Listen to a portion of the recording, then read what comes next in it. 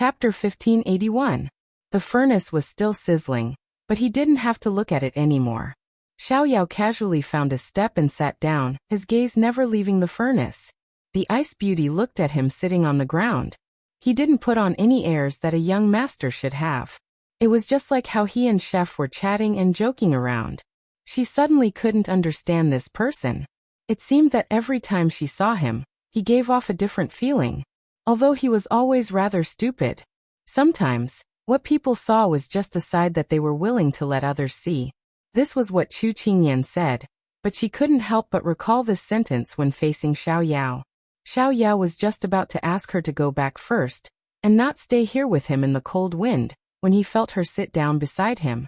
He was instantly flattered. Wasn't this ice beauty always hard to serve and hard to get close to? Why was she acting so strange today? The ice beauty didn't give him time to think. She said directly, "Actually, you don't have to do something like brewing medicine yourself." With that, she turned to look at him. Her eyes were still as calm as water.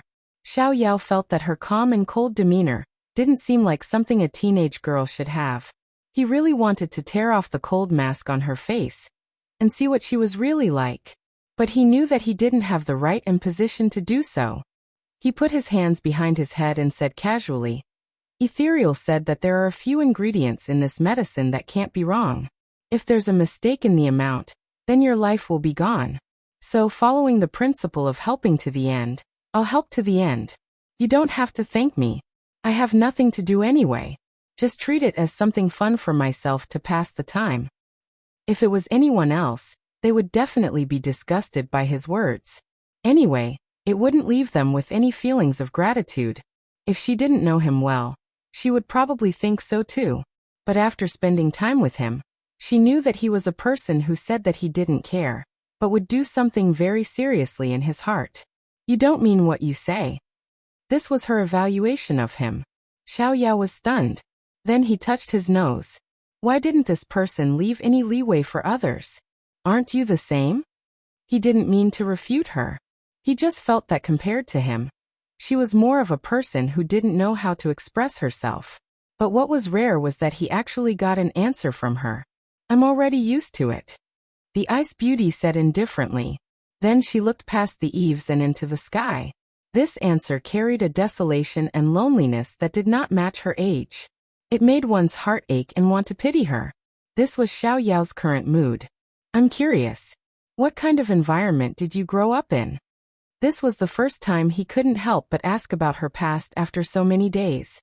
The ice beauty lowered her eyes. "It's just an ordinary environment. There's nothing much to say."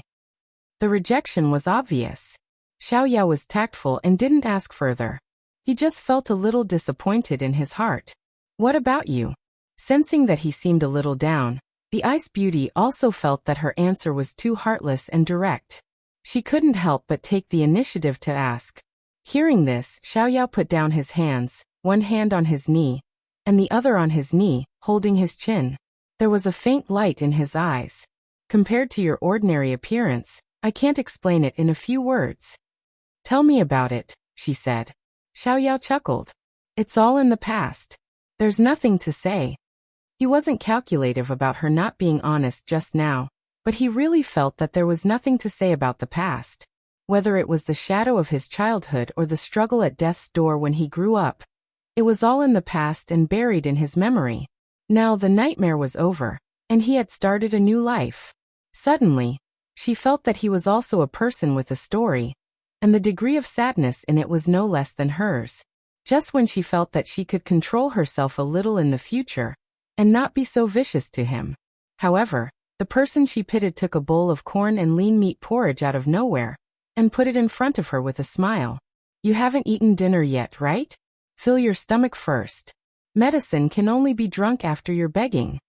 Looking at him acting as if nothing had happened, the sympathy and pity she had for him just now was stuck in her chest. She didn't know whether to go up or down, but her body reacted before her rationality. When she came back to her senses, she had already taken the bowl with one hand, and a spoon was stuffed into her other hand. "You." She hesitated for a moment, not thinking of what to say. Xiao pointed at himself, his head full of confusion. What about me? I've already eaten. After his interruption, she finally thought of what to say. You look so happy every day. Don't you have anything to worry about? Actually, what she wanted to say was, you can be happy whether you're happy or unhappy. Don't you think it's tiring?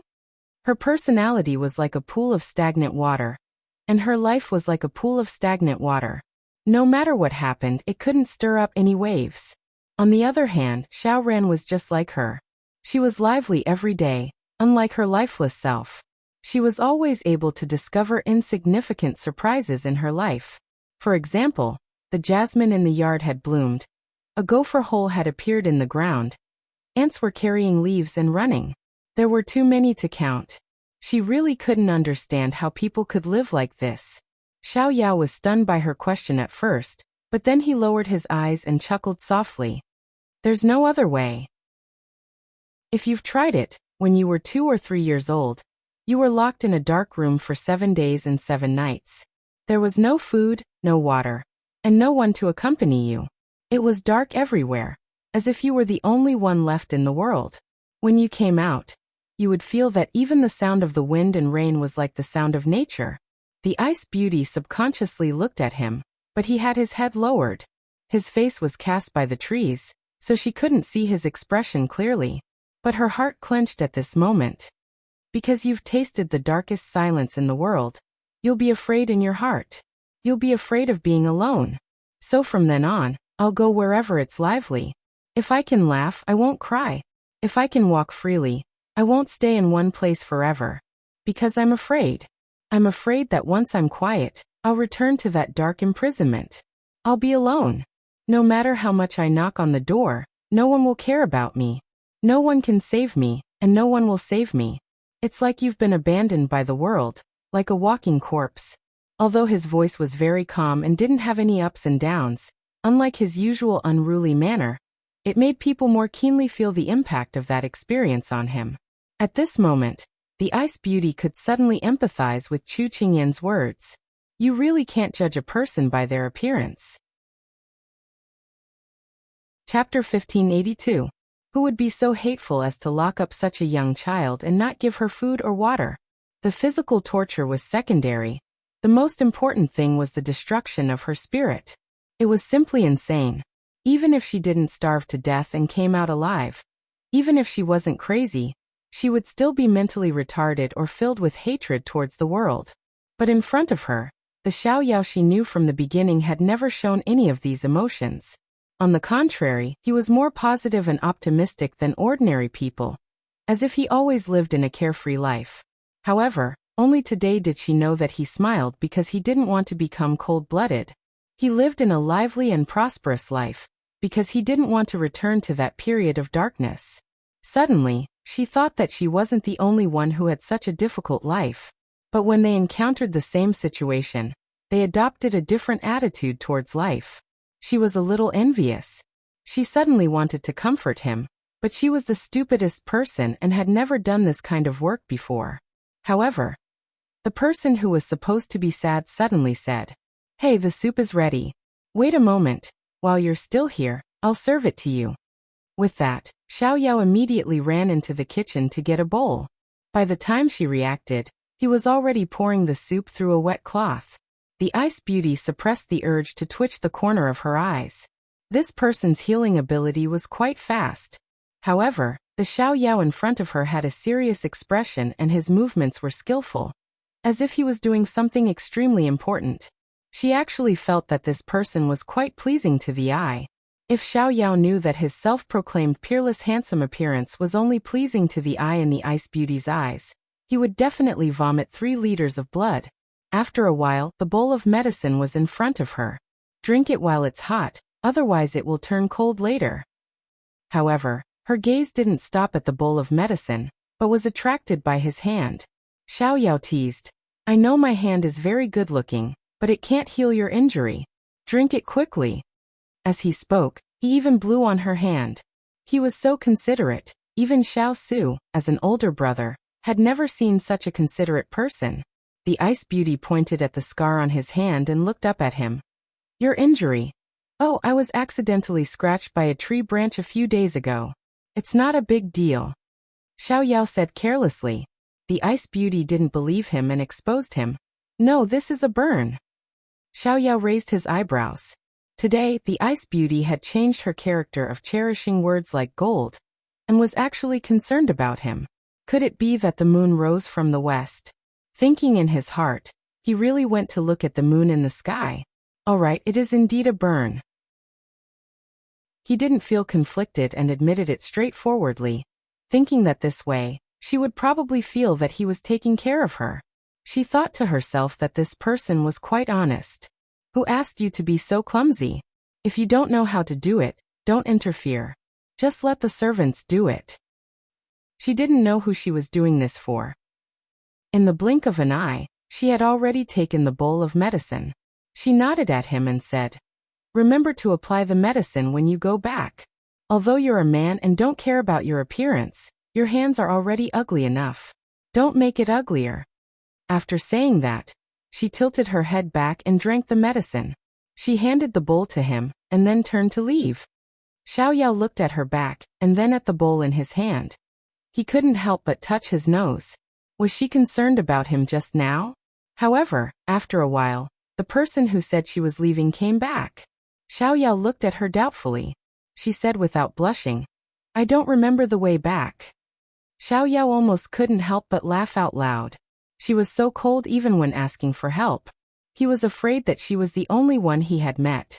But under her cold gaze, he stopped himself. Otherwise, the loneliness waiting in front of him would be a cold winter. The next day, Xiao Yao appeared in front of her on time with the medicine. The ice beauty's unsettled heart finally calmed down.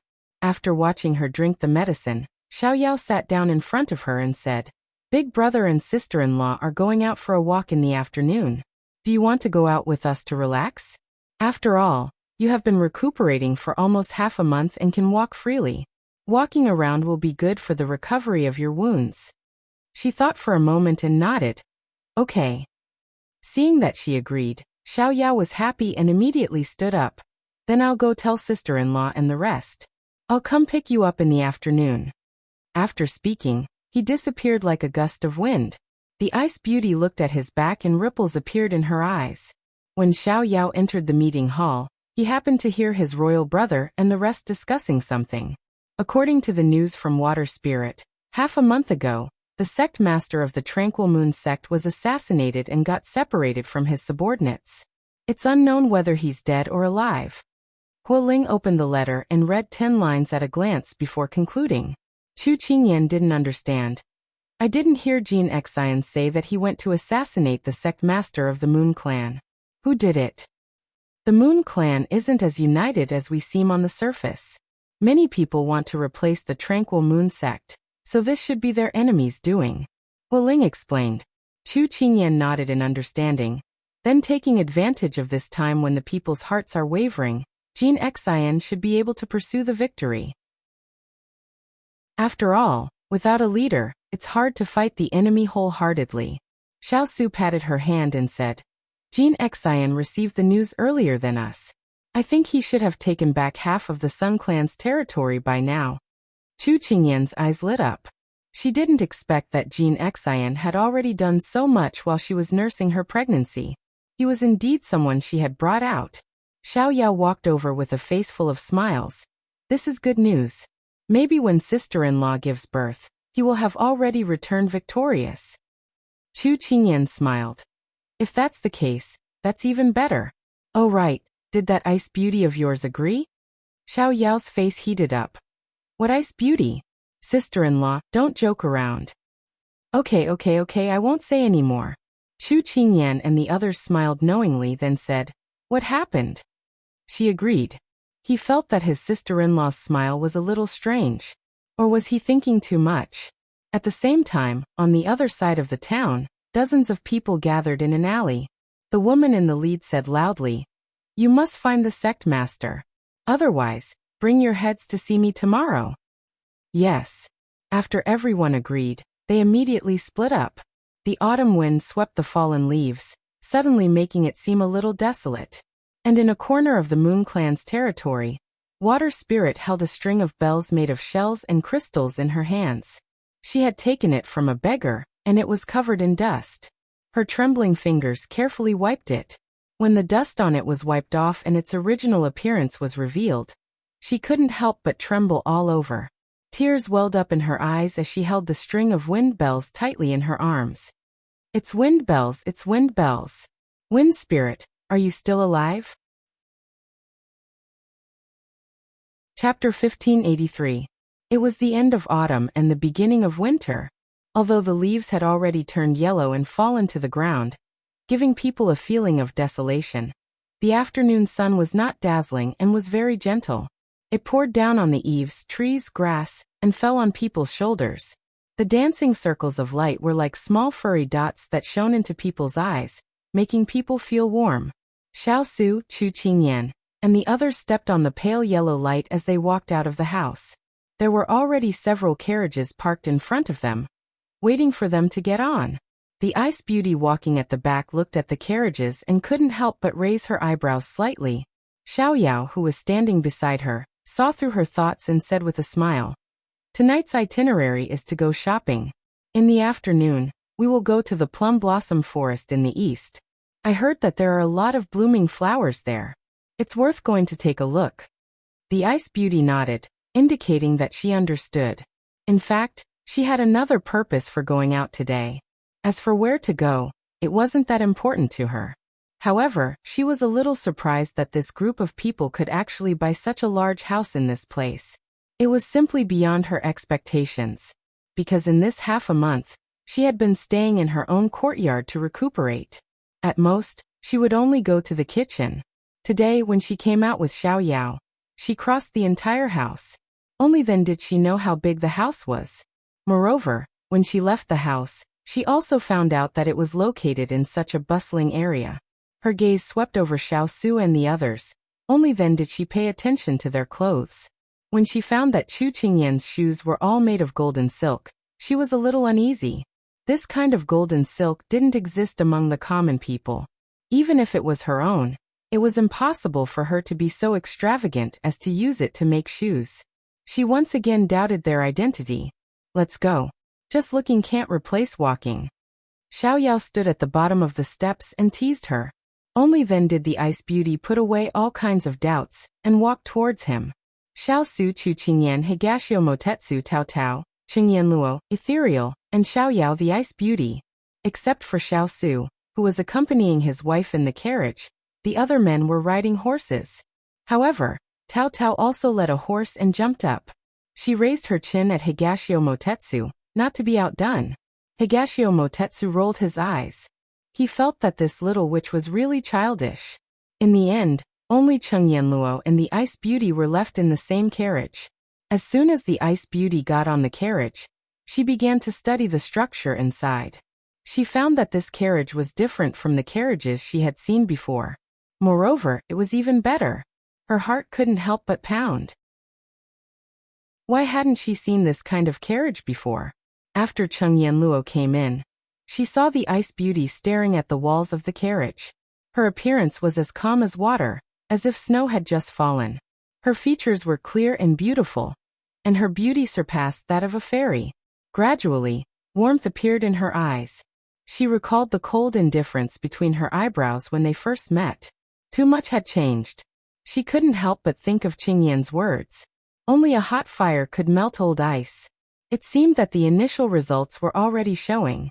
She couldn't help but take the initiative to say, "Miss Sun, you look good.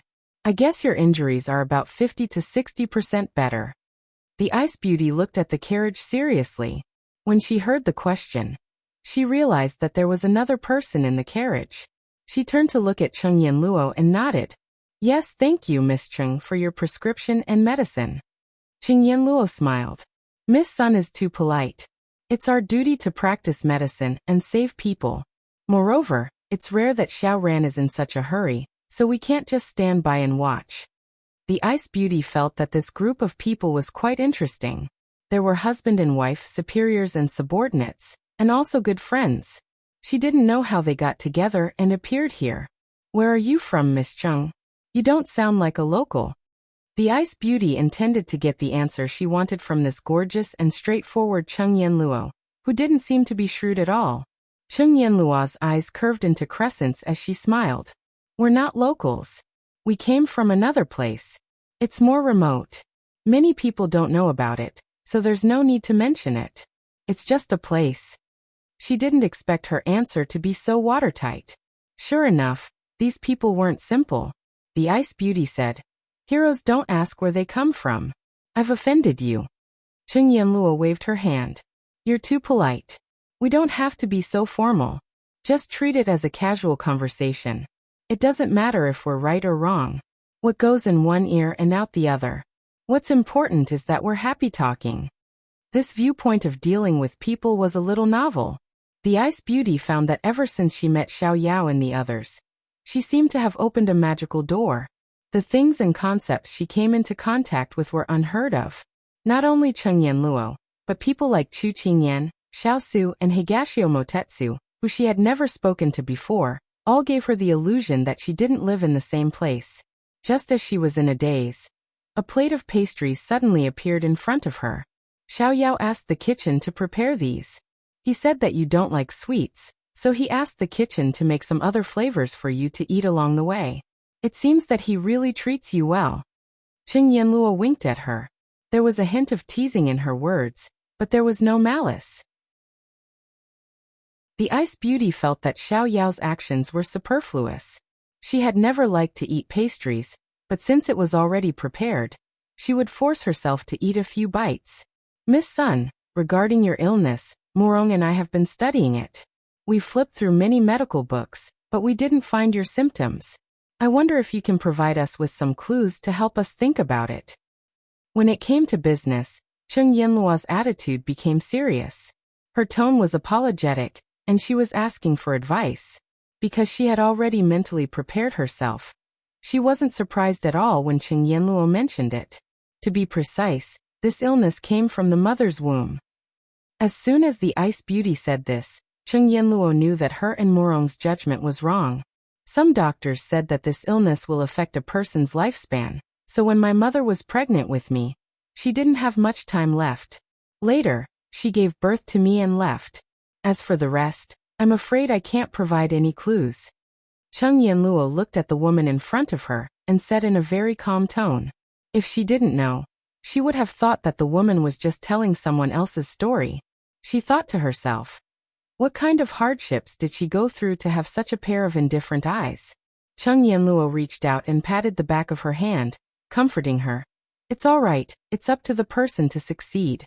We'll study it according to the clues you provide. In this world, there's no illness that can't be cured. Even if we can't, there are others. The Ice Beauty looked at the sincerity in her eyes. Something seemed to flow in her heart, prompting her to nod slowly. Outside the carriage, Xiao's raised hand paused in midair. He couldn't believe what he had just heard. He stared blankly at the carriage as it passed by him. Affect her lifespan?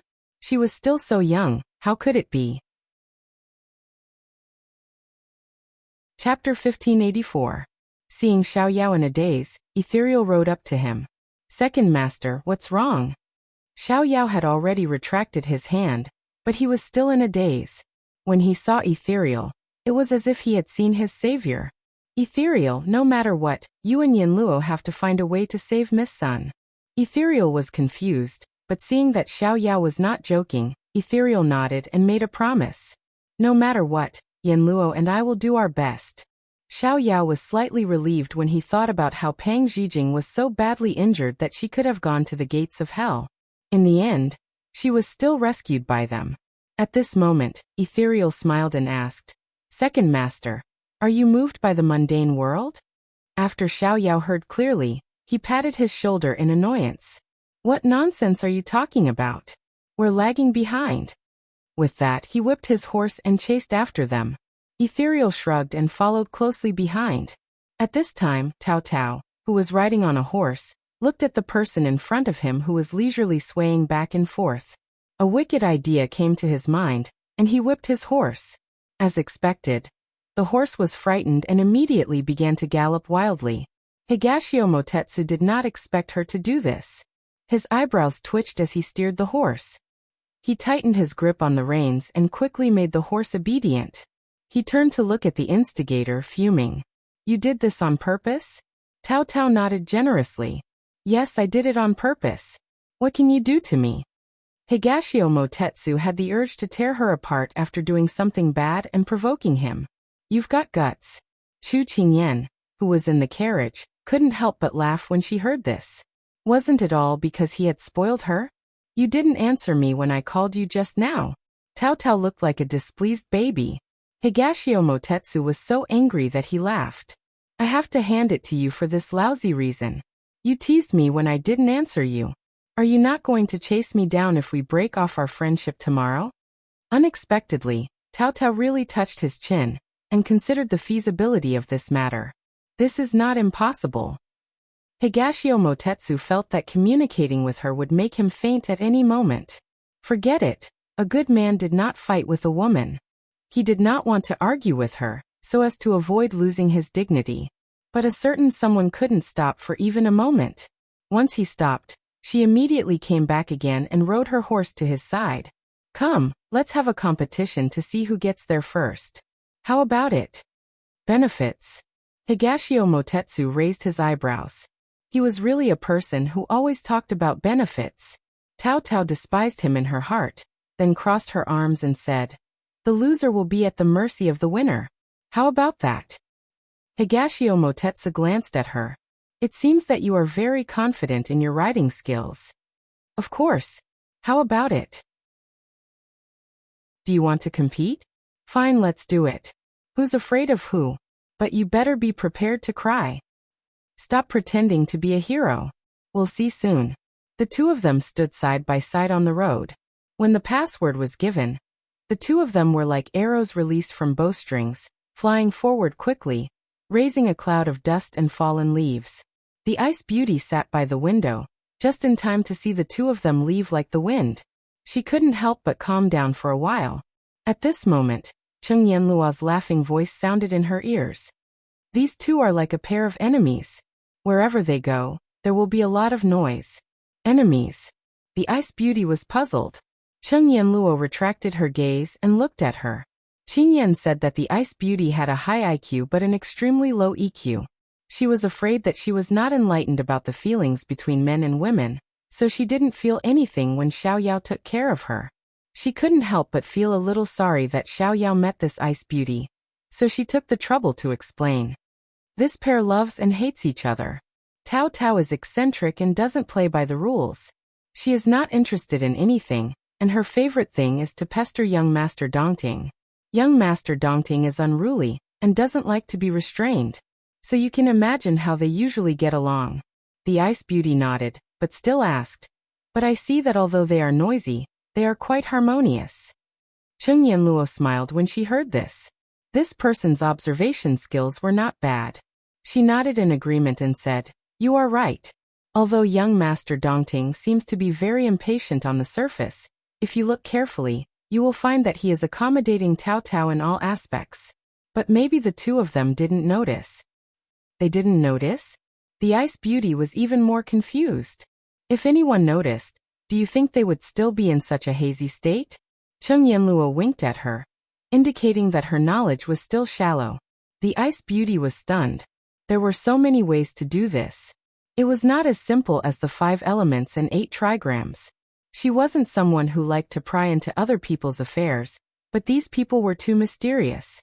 She didn't know if they would affect the Yu clan, so she couldn't pry too openly. She could only beat around the bush. However, the results she obtained along the way seemed to be useful, but it was useless. The Ice Beauty didn't know if these people really had no problems, or if they were too good at hiding. If Chu Qingyan knew what she was thinking, she would probably find it funny.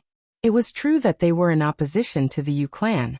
However, it was also true that they were here in the name of having fun, and didn't interfere in the war between the Sun clan and the Yu clan. Therefore, it was normal that the Ice Beauty couldn't find out. Time passed in the midst of chatting and fooling around. Soon, the group arrived at the intersection of the plum forest. Everyone dismounted and got off the carriage. As soon as the Ice Beauty landed, she saw Xiao Su carrying Chu Qingyan off the carriage. Do you think that the two of them are very compatible and very loving? Cheng Yanluo also landed and looked in the direction of the Ice Beauty's gaze. The Ice Beauty nodded. I thought that he was a cold-hearted person, but I found that when he was facing Madame Xiao, he seemed to become a different person. The way he carried her off the carriage was very gentle, like the wind caressing a feather. Cheng Yanluo chuckled. The Ice Beauty looked at her in confusion. You are wrong. He has always been like this.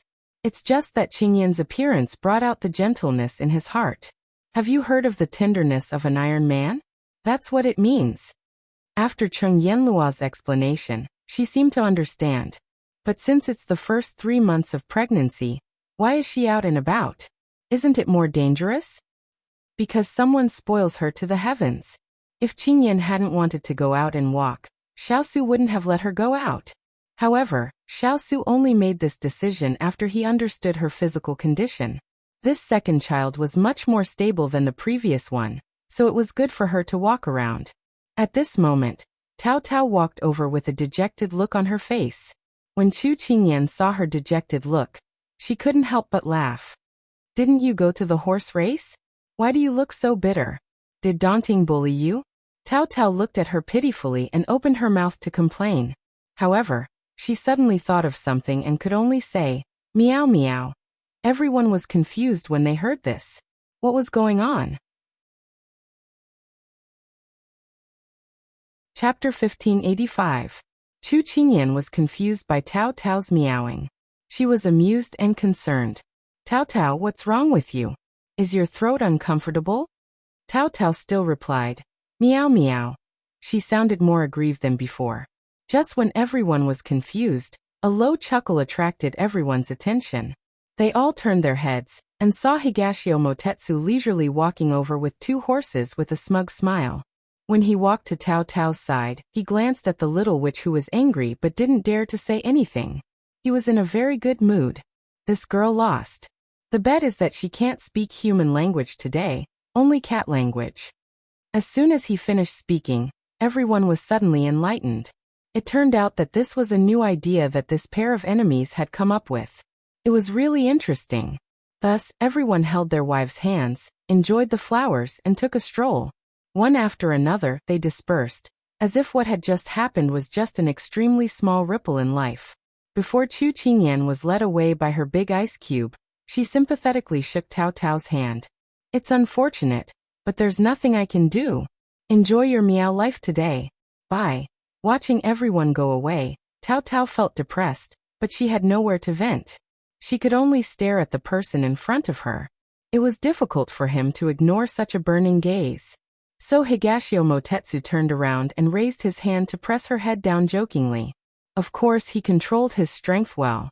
She couldn't break free easily, and she wouldn't get hurt. Why are you staring at me? Are you unwilling?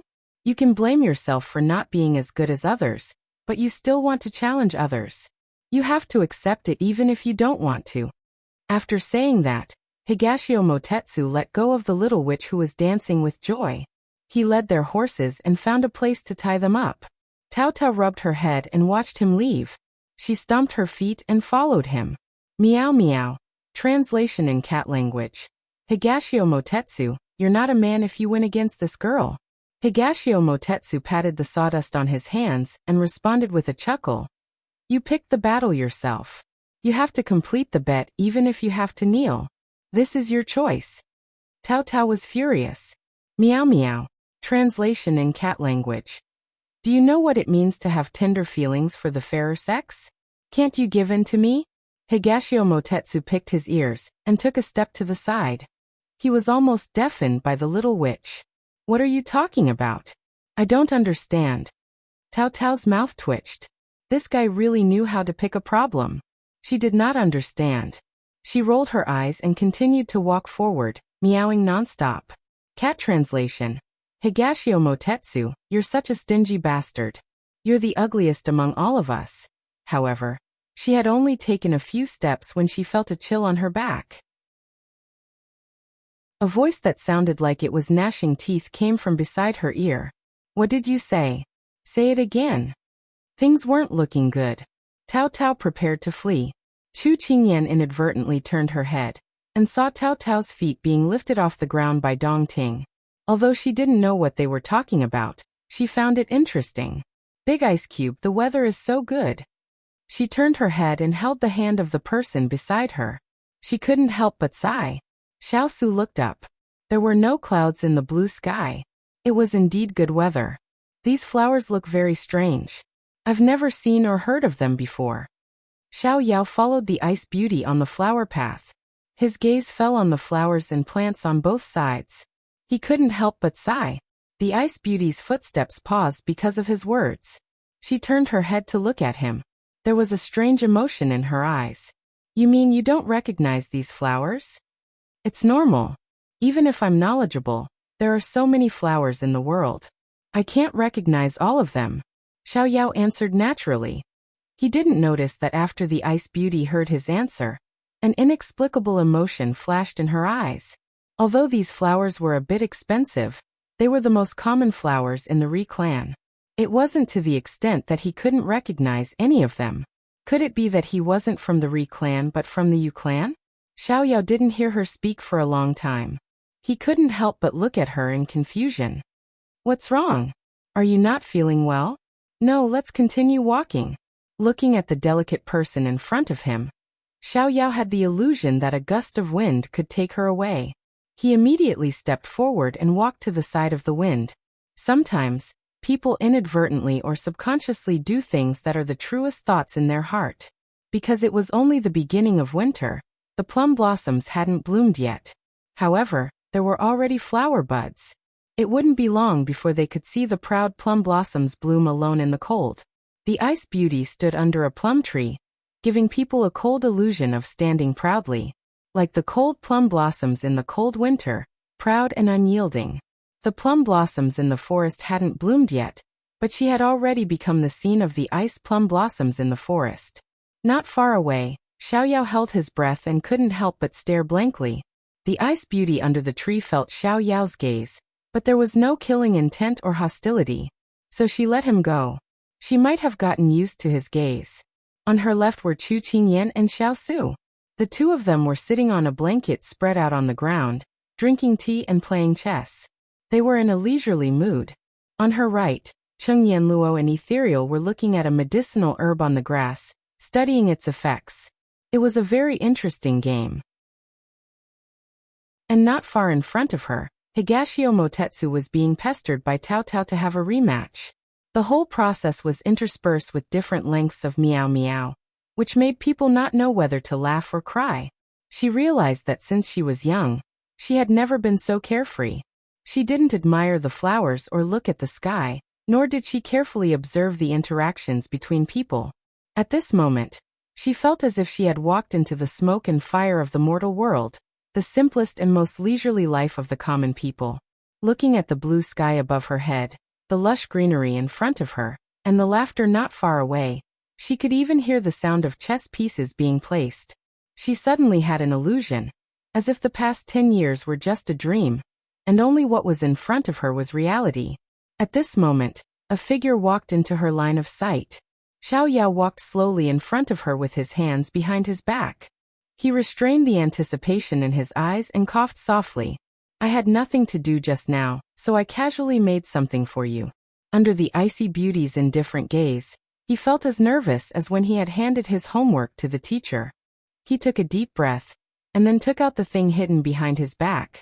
It was a garland made of 3 or 4 types of flowers. It was very beautiful, and from this alone, it could be seen that he was a very aesthetic person. The icy beauty was a little surprised. She wasn't surprised by the garland he gave her, but by why he would give her something for no reason. Xiao Yao held it in front of her.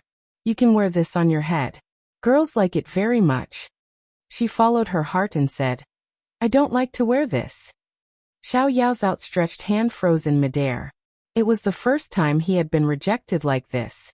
However, he didn't care about his face, but that she didn't like it. This made him feel somewhat disappointed. The icy beauty saw the light in his eyes extinguish in an instant, and her heart suddenly felt a little strange. Just as Xiao Yao was about to awkwardly withdraw his hand, a white and clean hand suddenly took his garland. Although I don't like to wear it, thank you. The light in Xiao Yao's eyes lit up again, and he couldn't help but laugh foolishly. The icy beauty looked at the garland in her hand and was worried. This fool, didn't he know that 2 types of flowers would increase the fragrance of the flowers and attract bees? He didn't know these flowers, but he still dared to casually pick them. Sigh, what a headache. Chapter 1586. The air in the plum forest was fresh and the scenery was beautiful. Thus, Chu Qingyan decided not to join in the fun on the streets and planned to stay here for the afternoon. Xiao Su naturally agreed that the little fellow didn't want to go to those crowded places. Cheng Yanluo and Ethereal found a lot of herbs in this grassland and decided to stay and collect them.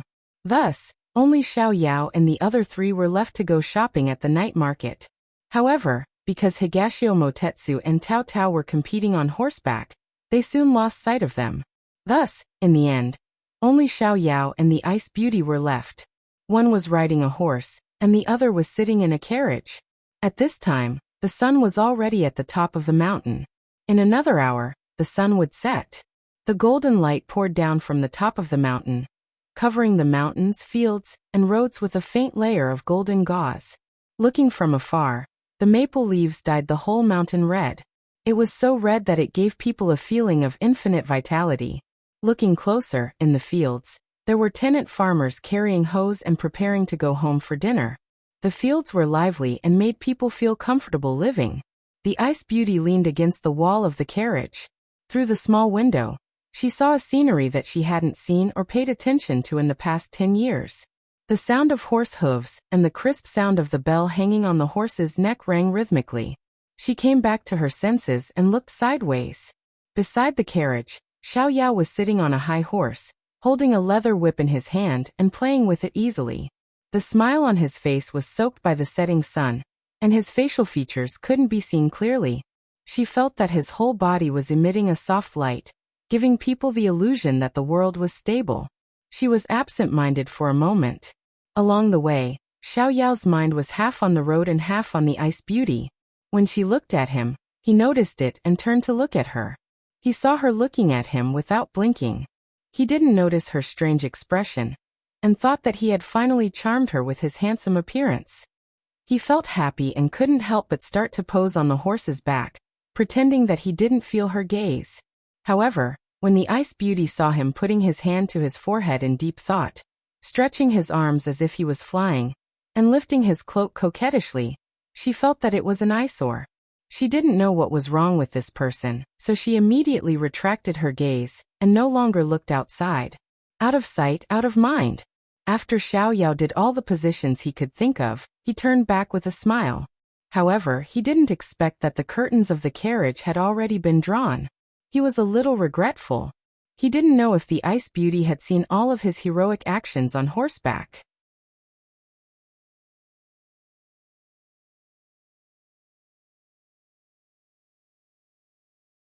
What she meant was that it would be a waste to order so much. Xiao Yao understood her meaning and said indifferently, "Since we're out to play, we should enjoy ourselves to the fullest. Enjoy the beautiful scenery, taste the delicious food, go out happily and go back happily. Don't worry and eat boldly. Order whatever you want to eat. It's my treat." Looking at him acting like a local rich man, the Ice Beauty wanted to face bomb. "So you didn't want me to order just now?" "Hehe, you saw through me." Xiao Yao didn't feel embarrassed at all. He laughed happily. The Ice Beauty couldn't help but face bomb. As expected, he came out to be funny. The tea was quickly served. It was osmanthus tea.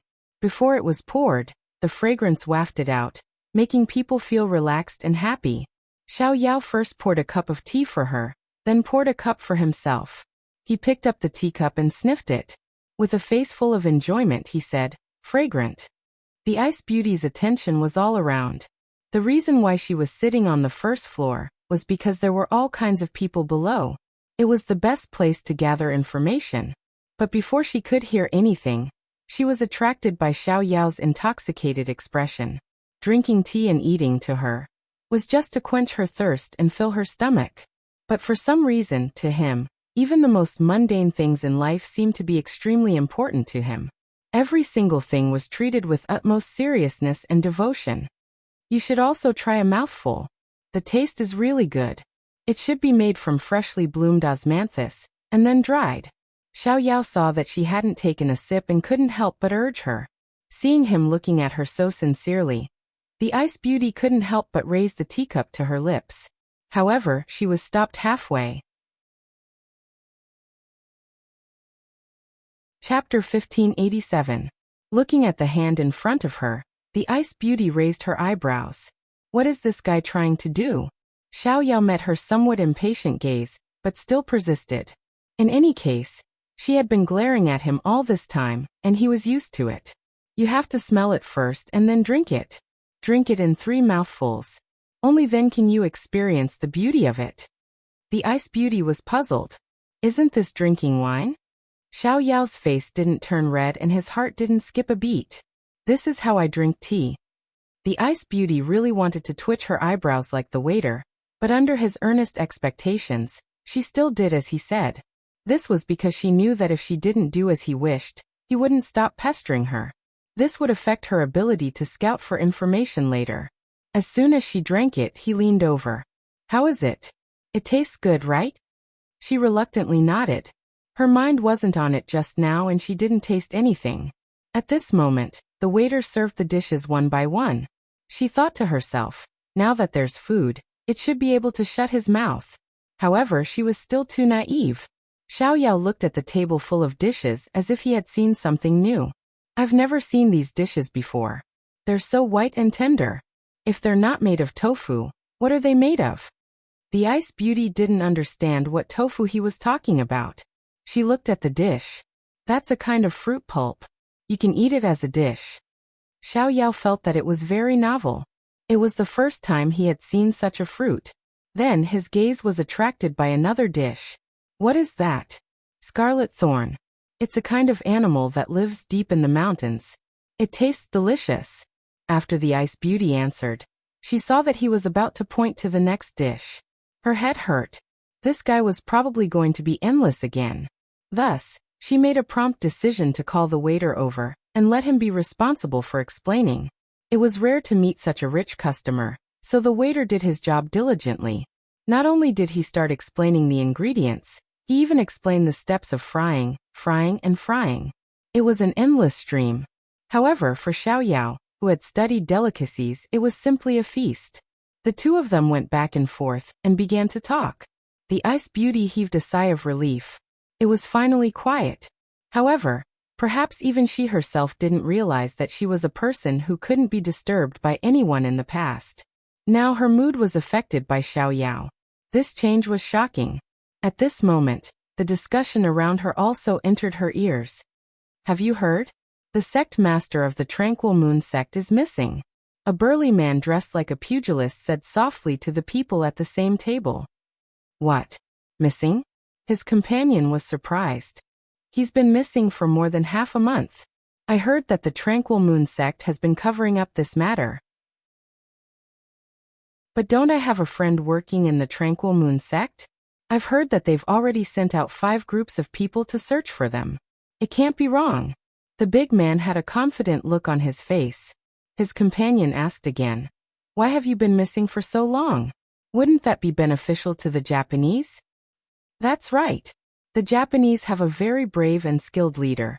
In less than half a month, they will fight their way here. The Yu clan is retreating, and I'm afraid they won't be able to defend against the Japanese. Furthermore, there's no news about the sect master. Perhaps he has already been. The burly man made a throat-slitting gesture. His companion was so scared that he immediately drank a mouthful of wine to calm himself down. The Ice Beauty narrowed her eyes and turned to listen to the conversation on the other side. An old man whispered, Do you know? Our Sunflame sect's young sect master has returned. A middle-aged man dressed like a scholar immediately followed up. I heard that this time he brought a lot of helpers. In just a few days he's already taken back 5 cities. It's simply godly speed. That's right. I heard from those who were lucky enough to see the young sect master's heroic appearance a few days ago that he's extraordinarily handsome and has boundless strength. He defeated a city guard in one move. Too powerful. Another slightly younger man, who was also dressed like a scholar, added. His face was full of admiration. The old man held his chest and sighed. The heavens have eyes. Chasing away those bastards from the Yu clan. The day of the Japanese is just around the corner. At another table, there was a group of hot-blooded youths. They drank wine and ate meat. They were very forthright. Some said that after finishing this meal, they would go to the front lines to support young sect master Morong and do their part for the Japanese. The Ice Beauty felt that these people were exaggerating, but after hearing so much about how many cities of the Sun Clan had been taken back by the Sunblaze sect, it was clear that the young sect master Morong Yunxian lived up to his reputation. A faint light flashed in her eyes. It was different from her usual indifference and calmness. It seemed like she was looking forward to it and also seemed like she was excited. Morong Yunxian, I've finally waited for you. At the same time, after Xiao Yao and the waiter finished chatting, he found that the Ice Beauty hadn't eaten a single bite. His face was full of surprise. Why haven't you eaten? There's so much delicious food in front of you, and you're actually indifferent. Your mental fortitude is too good. As he spoke, he picked up some food with his chopsticks and said, This is the wild mountain vegetables that waiter mentioned. It's very nutritious. The Ice Beauty looked at the extra food in her bowl and frowned. I'm not particular about food. Hearing that she was making do, Xiao Yao immediately became a gourmet. How can you not be particular? You know that in this world, other than sour, sweet, bitter, spicy and salty, there are many other wonderful tastes. This is a feast for the taste buds, a collision of taste. Just based on this tender bamboo shoot, it's not as simple as just frying it in oil. Before it's fried, it has to be soaked in salt water. Only after it's infused with the flavor will it be put into the pot. Without this step, the feeling of eating it will be different, and you won't be able to experience the taste of biting off your tongue. The Ice Beauty was speechless that he was so particular about food. Although she didn't say it, Xiao Yao could still guess a little.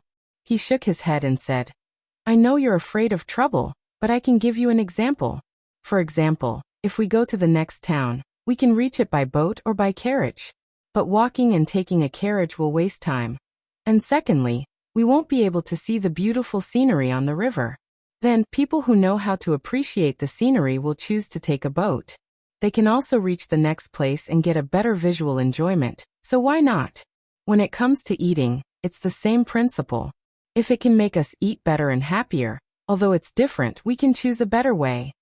These words made the Ice Beauty a little startled because he was right and she couldn't refute it. Do you think I'm very talkative? Xiao Yao raised the corner of his lips at her. The Ice Beauty nodded. You are indeed very talkative. Even eating can't stop your mouth. Xiao Yao gave her a bright smile. I can't help it. My purpose in life is to travel all over the world and eat all over the world. After all, to me, only freedom and delicious food can't be let down. It wasn't just his smile that was too dazzling. It was also his words that shocked her too much. She had to admit that at this moment, her heartbeat was a little irregular. Chapter 1588. Xiao Yao was a meticulous person. Perhaps it was because he had suffered too much when he was young, causing him to be very meticulous in his food, housing and clothing. However, there was also a reason. In that power struggle, he had listened to his mother's teachings since he was young. In order to not be targeted, he acted as if he was ignorant and incompetent on the surface. He didn't reveal anything and strive to be a person on the edge of power. In other words, he was commonly known as the second-generation ancestor, a person who couldn't be helped. Sometimes, after pretending for a while, he would get used to it and enjoy this kind of role. Later, when his imperial brother ascended the throne, Consort Yu's faction fell, and the entire imperial court was rebuilt. He could finally let go of everything and no longer live so tirelessly. However, he really pursued good food, wine, and beautiful scenery. Perhaps it was because he hadn't found a goal to fight for in this life, so he said that he temporarily placed his hopes on mountains, rivers, and delicacies. That was why such a person would say that only freedom and delicacies could not be let down. The Ice Beauty was the exact opposite. Perhaps it was because she hadn't been free since she was young. In addition, she had too many burdens on her shoulders. Every day, in addition to dealing with those cunning old foxes, She also had to think of ways to consolidate the power in her hands. Every day, she was so busy that even breathing was an extravagant hope. How could someone like Xiao Yao have such enlightenment? Perhaps it was because she had never obtained it or thought of it, so when Xiao Yao said that long speech, other than feeling unfamiliar, she also felt yearning and desire for the unknown. When she felt her sudden thoughts, the ice beauty was suddenly stunned by herself. As a person in power, the last thing she should do was to have too many personal feelings. Otherwise, it would affect her judgment when making decisions. Since she was young, she had been taught to be a heartless person. How could she have so many strange thoughts? While the ice beauty was in a dilemma, Xiao Yao was eating in big mouthfuls. He felt that this was not bad, so he picked up a piece for the ice beauty. When he felt that another piece was delicious, he gave her another piece.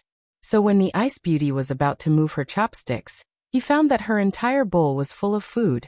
The person opposite her even took credit and said, "Look, I'm so considerate of an injured person like you.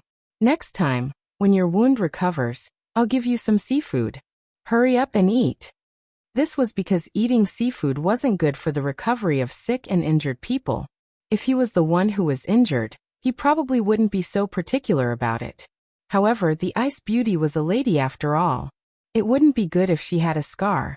The ice beauty had a serious case of mysophobia. She hated it when others touched her things, let alone put food in her bowl. But for some reason, when she saw Xiao Yao's eager gaze, she pouted but didn't say anything. She lowered her head and ate quietly. Xiao Yao even put food in her bowl from time to time. When had Xiao Yao ever done something so tender and considerate? Even when he was hiding among the flowers in order to avoid being noticed, it was only others who fawned over him. When was there ever a time when he would stick his face close to them? Now that he did this, it was natural and he was willing to do it. After the ice beauty finished the food in her bowl, she stopped the rash guy from adding more dishes. She had already made an exception and eaten too much today. After Xiao Yao confirmed that she was really full, he began to sweep the entire table. Under the ice beauty's dumbfounded gaze, he finally put down his chopsticks. This meal really made him happy. When it was time to settle the bill, the ice beauty looked at the table full of leftovers. She couldn't help but have an additional impression of Xiao Yao, a rice bucket. If Xiao Yao knew her evaluation, he would probably cry out that he was wronged. He was just discussing business with his royal brother at noon, and couldn't make it for lunch, so they ate dinner together. After eating and drinking their fill, the two rested for a while and walked out of the restaurant. Xiao Yao wasn't very familiar with this area. After all, he met the injured ice beauty as soon as he arrived in this town. These days, he was only concerned with taking care of her, and didn't come out for a stroll. However, when he came into contact with the bustle, he became excited. Xiao Yao turned his head to look at her and asked, "Where do you want to go? Or rather, what do you want to buy?" After asking, Xiao Yao realized that the person standing beside him wasn't thinking about him at all. Instead, she was staring at a place for a long time. He couldn't help but curiously follow her gaze. He saw a few young people wearing masks playing around. There was nothing special about it. Just as he was about to say something, the ice beauty retracted her gaze and spoke.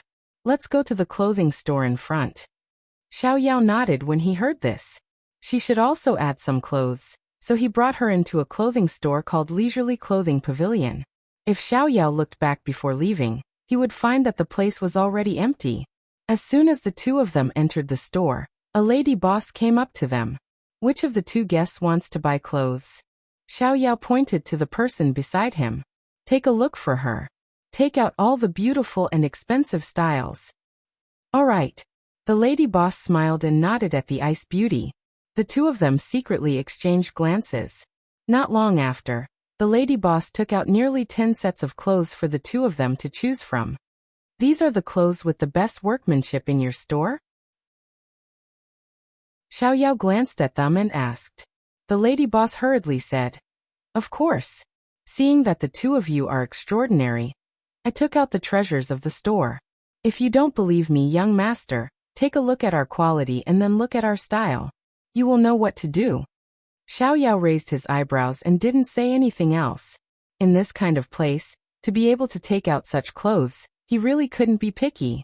Thus, he muttered to himself and picked out 4 or 5 sets of clothes from the dazzling array of clothes. Then he let the Ice Beauty try them on. The Ice Beauty didn't even look at them, and directly went inside to change her clothes. The lady boss immediately carried the clothes and followed in. There was a place to try on clothes inside, so Xiao sat outside and waited. He leisurely crossed his legs and closed his eyes to rest. Inside, when the Ice Beauty stood in the middle of the room, the lady boss, who was full of smiles, immediately closed the door. There were also 4 or 5 young men and women in the room. If Xiao was present, he would definitely discover that these people were the people who were playing with masks on the street. They faced the Ice Beauty and knelt down without a word. This subordinate greets the sect master. "We came late to rescue you. Please punish us." In order to prevent others from hearing them, they lowered their voices but still carried a solemn and respectful tone. Their voices were powerful and full of self-reproach and guilt. The Ice Beauty looked at the subordinates kneeling in front of her, and was a little dazed. It was as if this period of peace and leisure was just a dream.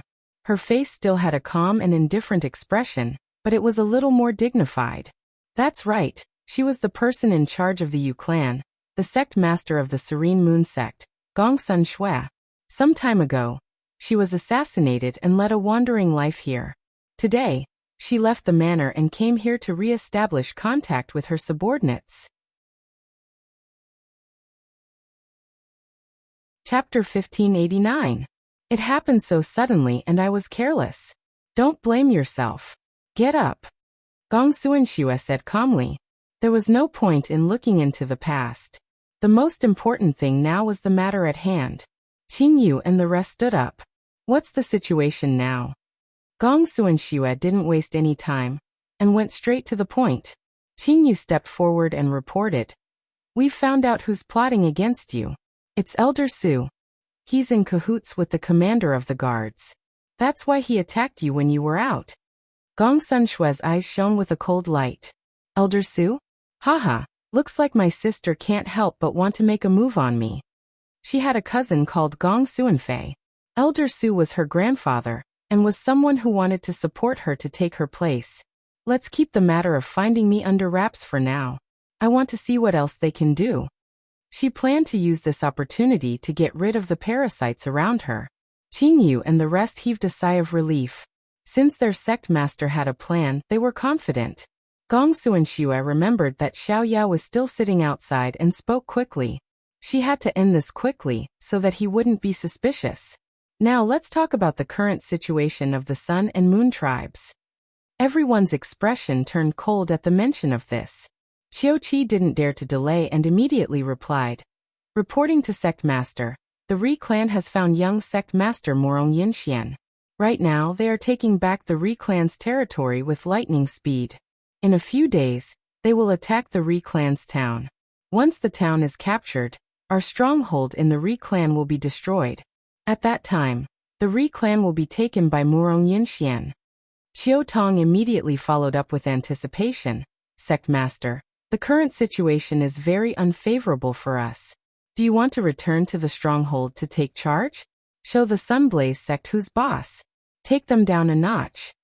They felt that the reason why their people were retreating was because their sect master had gone missing at this critical moment. No one had mobilized the troops, resulting in the current situation.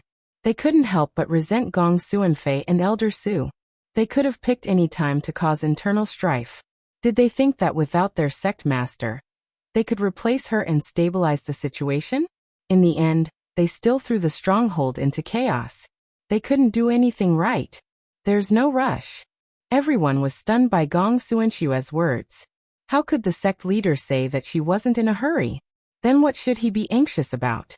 Seeing the confusion in her subordinate's eyes, Gong Suanshui raised her hand and gestured. Let's wait until the Ri clan is at our doorstep. This time, Gong Sunfei and the others will definitely make a move. You guys keep an eye on them. Once they make contact with someone or mobilize someone, immediately report to me. She had long suspected that they were colluding with the people of the clan, but she had never been able to find any evidence, so they had repeatedly brushed past her. This time, As long as they made a move, she would get the evidence. At that time, no matter how much they struggled, it would be useless. Knowing that their master had an idea, everyone immediately nodded in agreement. Gong Suanxue thought of someone and asked, "Where's the high priest?" Green Jade replied, "The high priestess is still in seclusion. She doesn't know what's happening in the outside world." Gong Suanxue nodded. "Since the high priest hasn't come out yet, let's not let him know about this for the time being." Qiu Feng asked curiously, "Then when will the sect leader go back?" Since the sect leader had ordered them not to show up on the street, it meant that the sect leader didn't want to reveal her identity for the time being. That was why Qiu Feng asked, "I'm not sure for the time being. Also, I found something strange that I need you to deal with." Speaking of this, Gong Suanxue subconsciously looked at the door that was tightly covered by the curtain. Although she couldn't see the scene outside, she could still imagine how the people outside were leisurely waiting for her to try on the clothes. Her heart suddenly sank, and a hint of determination appeared in her eyes. "I want you to investigate the identity of the man who came with me and the people who came with him. During this time, I will still be living with them, so arrange a person for me to pass on information." Although they didn't know what the sect leader was thinking, Green Jade and the others agreed without hesitation. In their opinion, no matter what the sect leader did, she had her reasons. Before letting Green Jade and the others leave, Gong Suanxue especially reminded them, "These people are not ordinary people, so you have to be very careful. Don't let anyone find out." When only she and the lady boss were left in the room, she turned and said to the lady boss, "It's been so many years. It's been hard on you to stay here and gather information." The lady boss was originally a spy under the US sect. Later, she was arranged to guard this stronghold in the Sun Race's territory to pass on information. Usually, she heard that the sect leader was cold-blooded and didn't know how to sympathize with her subordinates. Now that she saw it, she wasn't like the rumors. The lady boss said in fear and trepidation, "This is what I should do. Sect leader is too serious." Gong Suanxue didn't say anything else. She didn't know if the fool outside was getting impatient. She waved her people away, took the clothes and began to change. She had to admit that Xiao had good taste. The clothes he picked were not only suitable for her, but also suited her temperament. She couldn't tell that the fool had such good taste. When Gong Suanxue walked out, she immediately saw the man playing with the fan. His face was still relaxed, without a trace of impatience. She had spent at least half an hour in there, yet he was still so patient. It seemed that there was something to be proud of. If Xiao knew what Gong Suanxue was thinking, he would probably be overjoyed. To him, as a well-educated noble, this kind of patience was essential. Moreover, it was this otherworldly ice beauty in front of him. He could afford to wait, and was willing to wait. The moment the curtains were lifted, Xiao heard the commotion. He walked over with a smile and asked, "How was it?" Gong Suanxue picked up one of the white lotus-colored clothes. "This is okay." Xiao nodded, then said to the lady boss, "Other than the one she mentioned, this one, and this one, pack them all up." Gong Suanxue stopped him from taking out the money and emphasized, "This is the only one, and I usually only wear white." Looking at the slender, snow-white hand in front of him, Xiao shifted his gaze back to her determined face and chuckled. "It's precisely because you only wear white that I want you to try other colors. I want you to know that as long as you dare to try, you'll find that not only white suits you, but other colors will also be very beautiful." As he spoke, he handed the money to the lady boss and ordered a few accessories that he had chosen out of boredom earlier. Before Gong Suanxue could react, he had already taken those things and smiled brightly at her. "And you don't have to worry about spending money, I'll buy it for you." Gong Suanxue looked at the person in front of her, and felt like she was being protected under his wings. And Xiao followed through with his words, buying and buying along the way. For a moment, Gong Suanxue thought that his family owned a bank. Chapter 1590. Along the way, as long as she looked at something for more than 2 glances, Xiao would immediately take out money to buy it. No matter how she explained that she was just curious and didn't have to buy it, he stubbornly insisted. In the end, she could only follow his wishes. It was really difficult to communicate with a stubborn person. Gong Sun Shui had never seen a person who liked to spend money so much. However, she forgot that this person who had started buying and spending money like water had never bought anything for himself. He had bought everything for her. She looked at Xiao, who was so big that she couldn't even hug him with 2 hands. However, this guy still wanted to buy something for her. If she hadn't stopped him in the end, she was afraid that he would have bought the entire street. When the vendors saw him, it was as if they had seen gold. Their eyes shone and they couldn't wait to sell their things. Gong Sun Shui felt very speechless. However, on this cold night, her heart was like the lanterns on both sides of the road, faintly showing traces of warmth. Xiao looked at the person walking beside him. The light of the lanterns sprinkled on her body. She was usually dressed in white, but at this time, it was tinged with a faint yellow color. He couldn't help but feel that she was finally not as unworldly as before. He felt a little more intimate. He thought that this trip was worth it. After walking around for a while, the two were ready to go back.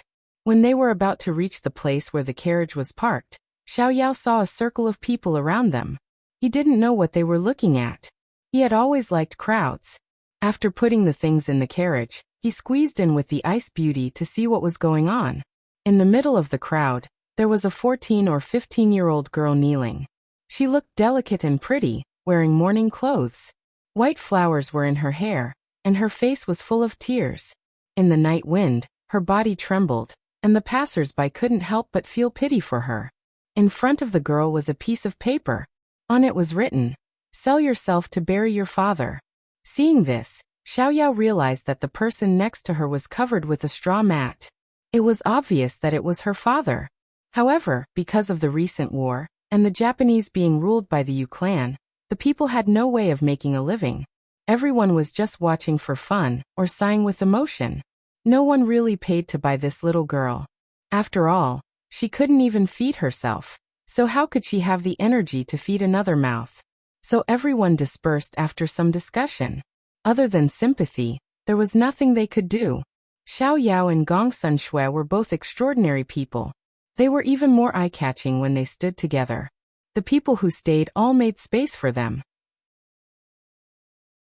Perhaps they thought that such luxuriously dressed people could afford to buy this little girl, so that her father could be buried. The little girl, who had been crying with her head lowered, raised her head timidly. Her eyes were full of begging and pity. However, wherever she looked, the people there would retreat and avoid her eyes. She was a little hopeless. However, when she saw Higashio Motetsu and Gong Sunshui, her eyes lit up as if she had seen hope. She rushed to Gong Sunshui and cried out in a hoarse voice, "Miss, please have pity on me, I beg you." Xiao raised his eyebrows and looked at the ice beauty. At this time, Gong Sunshui also looked at him. He thought that the ice beauty would be impatient. She was a very troublesome person. However, he was surprised that she didn't show any impatience. On the contrary, she looked at him with eyes that seemed to be asking for his opinion. This made him suddenly feel that he had a place in her heart. Xiao also sympathized with this little girl. However, their trip was a secret and they had plenty of people. There was no need to add more. So he stood for a while and prepared to pay for the little girl's burial. He took out a money bag and put it in front of the little girl. Then he smiled and said, "Use this money to buy a coffin for your father. Find a place to bury him. Keep the rest of the money and live a good life." Xiao's action was somewhat unexpected by Gong Sun Shui. She didn't expect him to be such a kind person. The little girl didn't pick up the money bag. Instead, she cried and looked at the two of them pleadingly. "This little girl has no relatives, no home. I don't want the rest of the money. Please take me in. I will repay your kindness even if I have to be an ox or a horse for the rest of my life." Xiao was in a difficult position. The little girl saw that Xiao didn't say anything. She cried and said to Gong Sun Shui, "Miss, I have great strength. I can do manual labor. Please take me in. If I make things difficult for the two of you, this little girl will accompany my father in death." When these words came out, everyone sucked in a breath. Perhaps it was because she had no relatives in this world and was afraid of being bullied. That was why she was so disgusted with the world. At this time, Gongsun Shui looked at Xiao Yao and said faintly, I want to take her in. The Ice Beauty's idea was also out of Xiao Yao's expectations. He thought that the Ice Beauty was cold, but he didn't expect her to be such a soft-hearted person. Xiao Yao found it hard to understand why she didn't become soft-hearted even when he was always busy in front of her. However, it was rare for the Ice Beauty to speak. If he didn't agree, she probably wouldn't be willing to come out to play with him in the future. He thought that if worst came to worst, he could go back and report to his brother and ask him to give him some face. No one knew that in the blink of an eye, Xiao Yao's heart was in turmoil. Because of Gongsun Shui's words, everyone's eyes were focused on Xiao Yao. They seemed to think that as long as he nodded, the little girl would be saved. Xiao Yao thought it was funny. No one was a savior, but today, with a deep voice he stopped the little girl's helpless cries and said, Take the money and bury your father properly. After everything is taken care of, go to the Xiao mansion in the South Alley and report my name as Xiao Heir. Someone will naturally lead you to the mansion. As soon as he finished speaking, the crowd seemed to have obtained the most satisfactory result and dispersed. The little girl was pleasantly surprised and kowtowed 3 times to thank him. Xiao Yao immediately stepped aside and waved his folding fan. There's no need to be so courteous. I'm afraid my life will be shortened. What's your name? Gongsun Shui asked faintly. This servant is called Qiufeng. The little girl immediately replied. Then you'll be called Qiufeng. Yes, Qiufeng thanks the 2 masters. Before leaving, Gongsun Shui and Qiufeng looked at each other secretly, and then separated. Before getting on the carriage, Xiao Yao asked, Why do you want to accept that girl? Gongsun Shui looked up and met his eyes that were as clear as the sky and asked, Then why did you agree to accept her? These words made Xiao Yao touch the back of his head awkwardly. There's no reason. Since you asked, I couldn't refuse. That would be too ungentlemanly. She was very surprised by this answer. If I want the stars in the sky, do you want to pluck them? She didn't expect Xiao Yao to seriously think about it. I still have to try. Gongsun Shui felt that this person was unreasonable. She stepped on the stool and got on the carriage. The first thing she saw was a carriage full of things that he bought for her today without any explanation. She picked up a doll.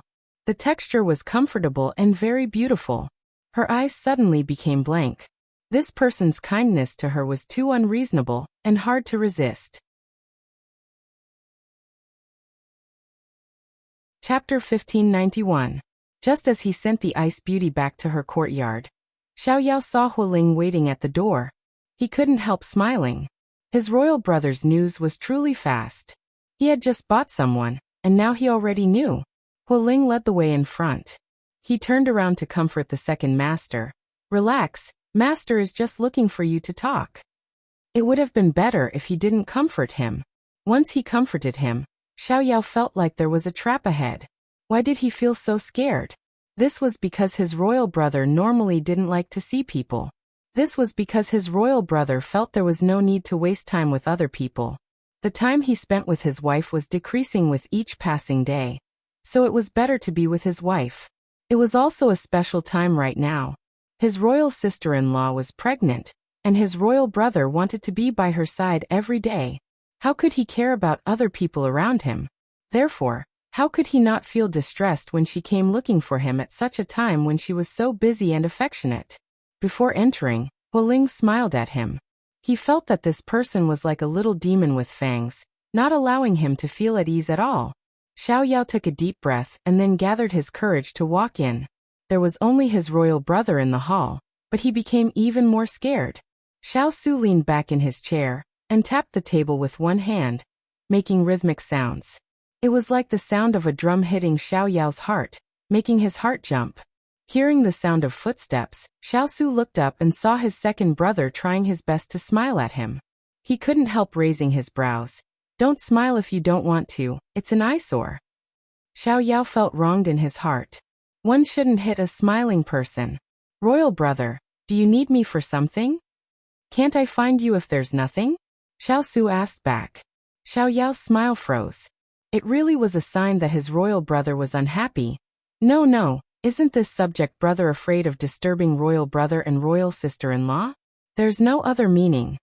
Xiao Su gave a snort in his heart. If it wasn't for the little fellow thinking it wasn't good for him to interfere with his little brother's matters and chasing him out, he wouldn't have left the little fellow half a step. So the pressure around him became even lower, making the confused Xiao Yao even more scared. He went straight to the point and didn't beat around the bush. What's going on between you and Miss Sun? Xiao Yao blinked. He was a little confused. What do you mean by what happened? Xiao Su glanced at him. You're a prince, yet you're always running around with people. Do you think I don't know? Xiao Yao sighed in his heart. Sure enough, people of different families were bound to enter the same house. It was exactly the same as what Imperial sister-in-law had said. Imperial brother, you're thinking too much. There's nothing between me and that girl. I just sympathize with her because she's alone outside and being hunted down. So you know that there's nothing wrong with me. It's just that I'm overflowing with sympathy and love. I think you're just being promiscuous. Xiao Su blandly exposed him. Xiao Yao scratched his head and said miserably, that was because I had to put on a show in the past. Haven't I turned over a new leaf now? Imperial brother, you can't deny my present because of the past. Xiao Su caught the words and narrowed his eyes. Oh, so you're saying that your feelings for that girl are sincere? Xiao Yao was stunned for a moment. That? After a long time he finally found his voice and complained. Imperial brother, what nonsense are you talking about? Xiao Su changed his posture and leaned against the back of the chair. He said slowly, you know what I'm talking about. If you like that girl, there's no problem in marrying her. But there's one thing you have to know. Your sister-in-law doesn't like people who abandon their wives. So I hope you won't do anything. If Ian is unhappy, don't come to see me. Ah. Xiao Yao felt that his imperial brother had taken a big leap. Why was he talking about marriage? He clearly hadn't said anything yet, okay? Xiao Su looked at the sky and said impatiently, don't play dumb with me.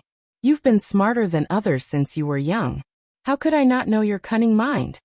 Being exposed by his imperial brother, Xiao Yao suddenly felt like he had been exposed. However, he faintly didn't want to admit it in his heart. Perhaps it was because the ice beauty had always been indifferent to him. He had put on a cold face for so long, and his pride as a noble son of the imperial family didn't allow him to admit it so easily. So Xiao Yao, who had just understood his feelings, fooled himself just like that. Imperial brother, this younger brother doesn't have such thoughts. It wasn't easy for this younger brother to leave that damned place. This younger brother only wants to live a free and peaceful life for a few years, see the mountains and rivers, and experience the local customs. So beauty, marriage, those are all things that are far away. You don't have to worry about me. Xiao Yao kept denying it, and Xiao Su didn't argue with him. Although the elder brother was like a father, these younger brothers were already so old. They had experienced great storms and waves, and they were already mature enough that no one needed to worry about them. If it wasn't for the little fellow's exhortations, he also didn't want to get involved in his second brother's matters. However, he still had to remind him of some things. Let's not talk about this first. Let's talk about the good things you've done today. When Xiao Su said this, Xiao Yao recalled his previous worries. He fawned over him and said, Imperial brother, since it's a good thing, then there's no need to praise me. I gave you a pole, and you really know how to climb up, Xiao Su lightly snorted. When his second brother's shoulders drooped, he questioned, we've already agreed before that our identities are special, and we're not familiar with this place. We can't provoke the people here. You didn't listen the first time and took in Miss Sunday. Her life was in danger, and you extended a helping hand. This is pardonable, and I won't fuss about it. But today, you bought a servant girl. Do you really think you're a universal person? Xiao Yao was speechless. It was true that he didn't consider this matter thoroughly, but he also didn't want to refute the Ice Beauty's words. However, he was also prepared to face his imperial brother's reprimand. Imperial brother, this matter was wrong. I accept the beating, scolding, and punishment. He straightened his back and said. Xiao Su rubbed his forehead. This second brother, he usually didn't see him so muddle-headed. Could it be that even a hero couldn't resist the charms of a beauty? Since you've already taken her, What else can I say? There won't be a next time. These words made Xiao Yao's eyes light up with a smile. His mouth seemed to be smeared with honey. I knew that Imperial brother is considerate and has a strong stomach. You are always so glib. Don't wait until our son and daughter are old enough to buy soy sauce. You'll still be alone. Xiao Su shook his head and stood up. At worst, I'll treat you and third brother's child as my own in the future. Isn't it the same? Xiao Yao shrugged and smiled indifferently. Xiao Su walked to his side and patted his shoulder. There are some things that I still have to remind you of.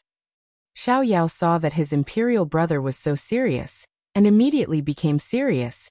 Imperial brother, please speak. After the time it took to drink a cup of tea, Xiao Su walked out, leaving behind a stunned Xiao Yao. But before he left, he turned sideways and raised his eyebrows. If you want to raise a child, do it yourself. Don't have any ideas about us. After leaving the door, Xiao Su thought that he could go back and report to his wife. Chapter 1592. Xiao Yao didn't know whether to laugh or cry at his royal brother's words. It could be seen that not only was his royal brother obsessed with his wife, he was also protective of his children. But after his royal brother left, Xiao Yao recalled his royal brother's words and his heart sank. Ice beauty. What secrets do you have on your body? He pressed his forehead that was hurting a bit and finally put down his hand. He slowly walked out and saw Huoling's figure as soon as he walked out. Xiao Yao called out to him. What did royal brother tell you just now? Thinking of what master said before, if the second master asked, there was no need to hide it. Huoling came out with a smile on his face. Master told this subordinate to investigate the girl that second master was soft-hearted and took in today. Xiao Yao's lips twitched.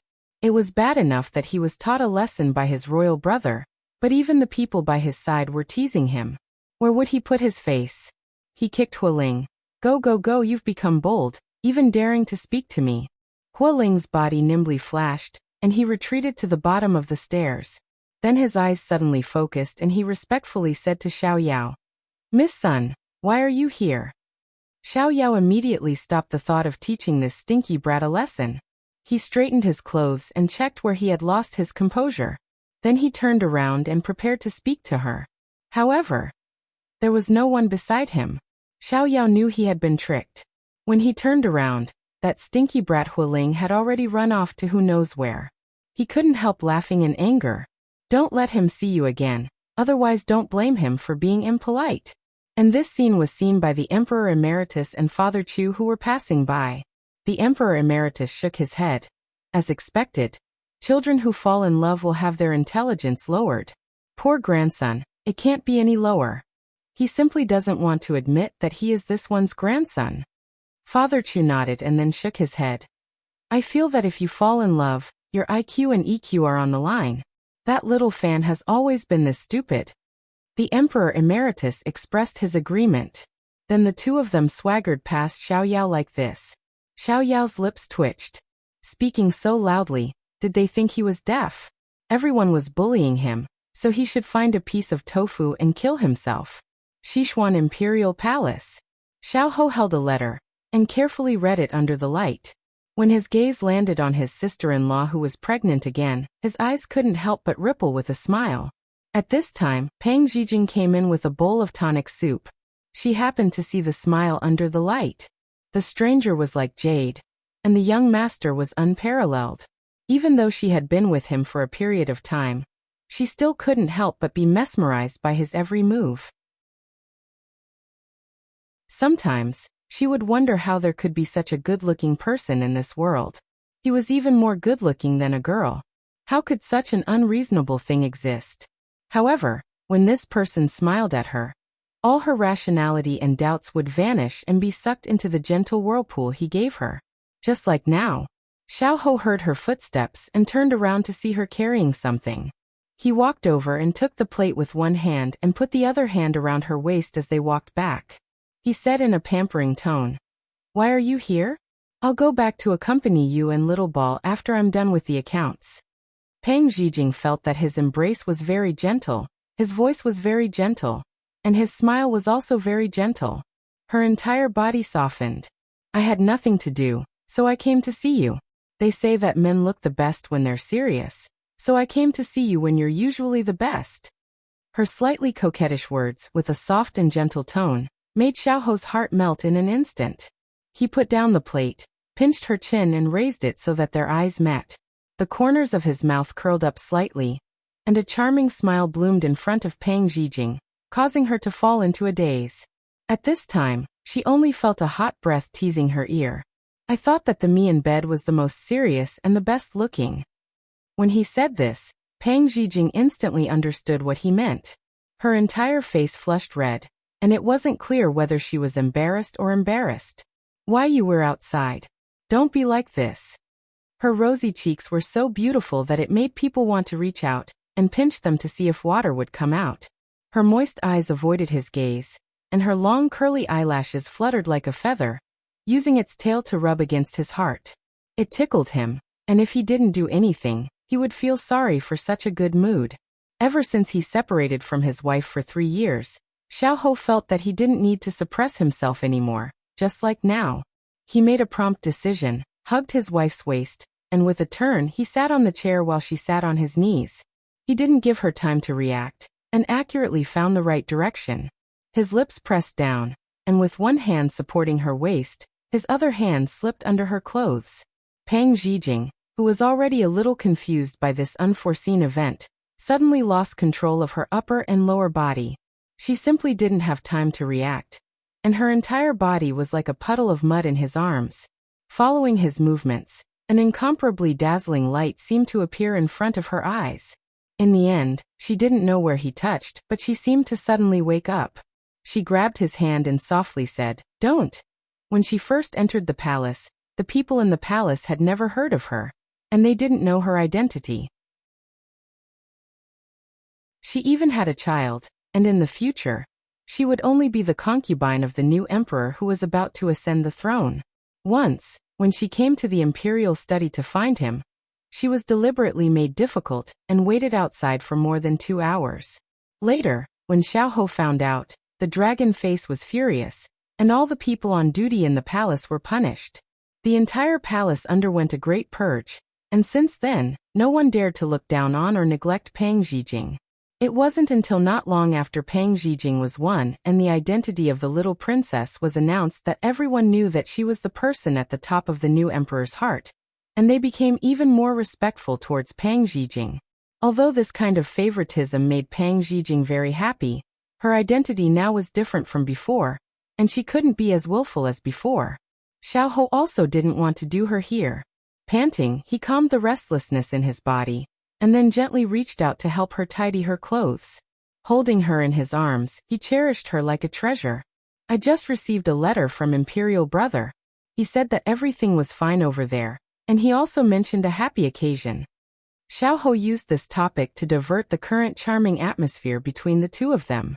Attracted by the word happy occasion, Pang Zhijing immediately grabbed his clothes and asked, "What happy occasion? Is it related to Qingyan?" "And so smart." Xiaoho pinched her delicate nose and let go before she rolled her eyes. Then he smiled slightly and said, "Imperial Brother said that Imperial sister-in-law is pregnant. It seems that the Imperial family is going to have children again." Pang Zhijing instantly beamed with joy. She was really happy. That means little Ball is going to have a younger brother or sister again. That's great. Xiaoho nodded.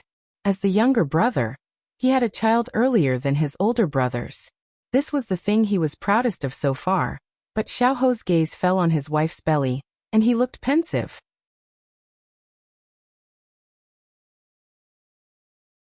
Chapter 1593. After hearing the good news, Pang Zhijing started nagging about what to prepare for Qingyan.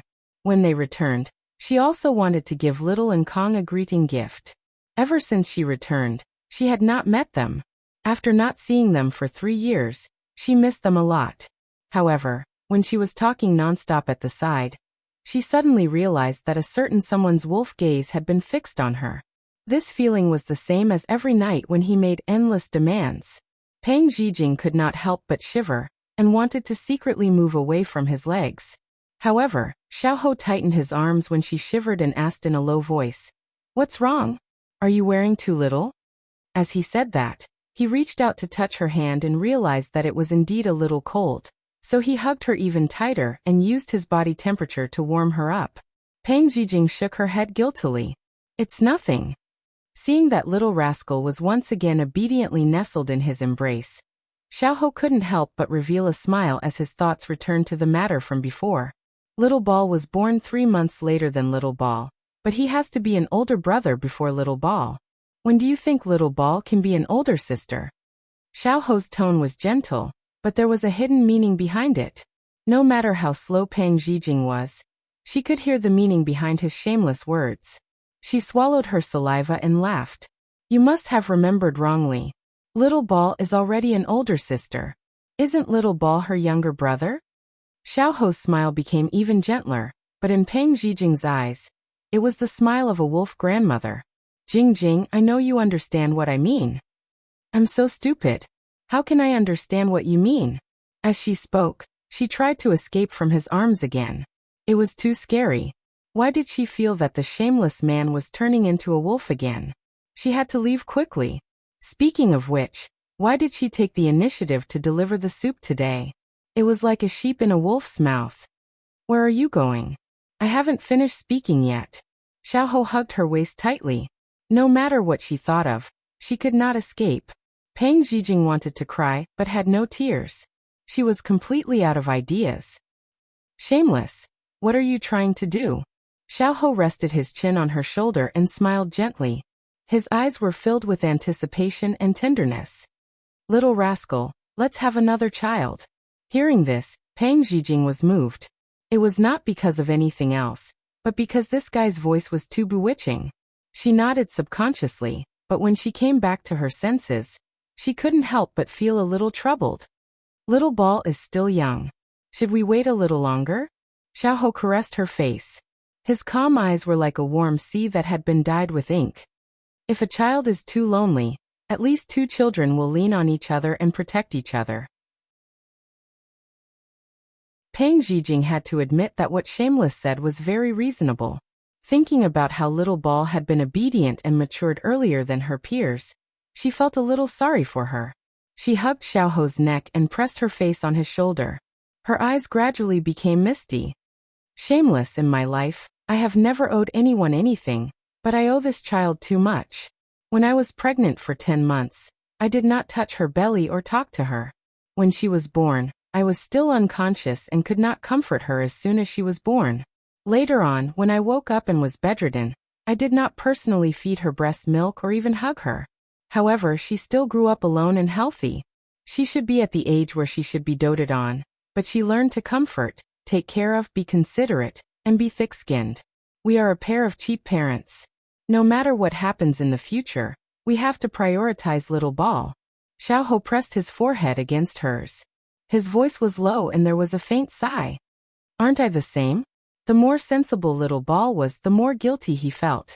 The companionship he had missed in the past would become the greatest regret of his life. He could never forget it. He could only use the rest of his life to make up for it bit by bit. Jing, Little Ball's name is Xiao Yuhan. Han, the first clear day after the snow, symbolized the darkness of the past and the dawn of the sky. It symbolized beauty and hope. He hoped that the suffering would pass and the misfortune would leave. His daughter would be happy and safe. Peng Zhijing smiled. Tears overflowed from her eyes, and the corners of her mouth curved up. Okay, Yuhan. Don't worry, we will always be by her side. If we are 100 years from now, her younger siblings will still be there to protect her. Xiao hugged the woman he loved the most, and gave her a solemn promise as a husband and a father. Peng Zhijing nodded heavily. When they returned to their palace, Little Ball immediately threw down the toys in her hands when she saw her parents. She ran over and hugged her mother's leg. Then she raised her head and smiled sweetly at her father. When Little Ball expressed her affection to her mother, she didn't forget to greet her father. The two of them took very good care of each other. However, it was this consideration that made the emperor feel a little sad. Little rascal was right. At this age where she should be willful and spoiled, Little Ball was so sensible that it made one's heart ache. Xiao bent down and picked up Little Ball. He placed her on his shoulder and eased the dryness in his throat. He smiled and said, "Let's go. Father will take you to see the bird's nest." This bird's nest had been blown down by the wind a few days ago. Little Ball had asked him to put it back on the tree. Pang Zhijing stood by the door and looked at her husband, who had shed his majesty as the emperor and returned to his gentle self in front of the mother and daughter. She also looked at her daughter, who was so excited at her age. Pang Zhijing felt her chest fill with warmth and couldn't help but smile. At night, the imperial palace was already silent. The lanterns swayed quietly in the wind. The imperial guards patrolled in an orderly manner. Everything was as usual. Inside the palace, Xiao used his body to carry out his words today. On the wide bed, the mandarin duck brocade quilt moved up and down. Low gasps and tender moans mixed together. The temperature rose steadily. Pang Zhijing's hand tightly clasped his arm. She found that he was a little different from usual tonight. She thought that he might have been provoked by her brother's letter. However, if this continued, she wouldn't be able to take it. She couldn't help but raise her head and bite down on his shoulder. Xiao sensed her thoughts and gave a low laugh. His normally gentle face revealed a magnificent color, extremely charming. Towards little rascal's actions, he allowed her to do as she pleased. However, he didn't stop his actions. Instead, he used all kinds of methods to grind her down. She couldn't help but loosen her bite. She wanted to push him away, but she couldn't help but become addicted. Pang Zhijing despised herself for being so eager, but his methods were really too good. After being together for so long, he had studied everything about her, to the extent that she would throw away her armor the moment he touched her. She didn't want to be unable to get out of bed tomorrow. Xiao raised his head. His gorgeous and enchanting face made Pang Zhijing instantly stunned. What a sin! How could there be such a good-looking person? He was completely different from when he was in bed. Be good. You promised me that you would give Little Ball a younger brother or sister. After Xiao finished speaking, he directly covered her lips and swallowed all her following words. Such a beautiful scene shouldn't be let down.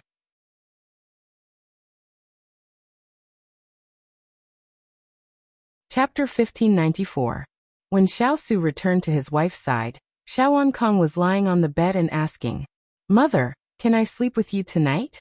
I want to sleep with my younger siblings too." Her son was so adorable. How could Chu Qingyan bear to reject him?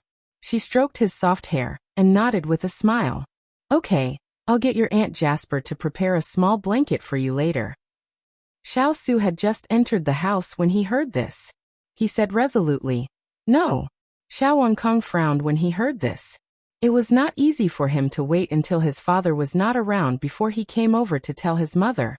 Yet his father came over to cause trouble again. He turned his head and glared at the person who was walking over unhurriedly. Why not? Mother has already agreed to it. As soon as Xiao Su stood still, his son's question came over. Even the little guy's gaze was on him. He cleared his throat and said as usual, "You're already 2 years old.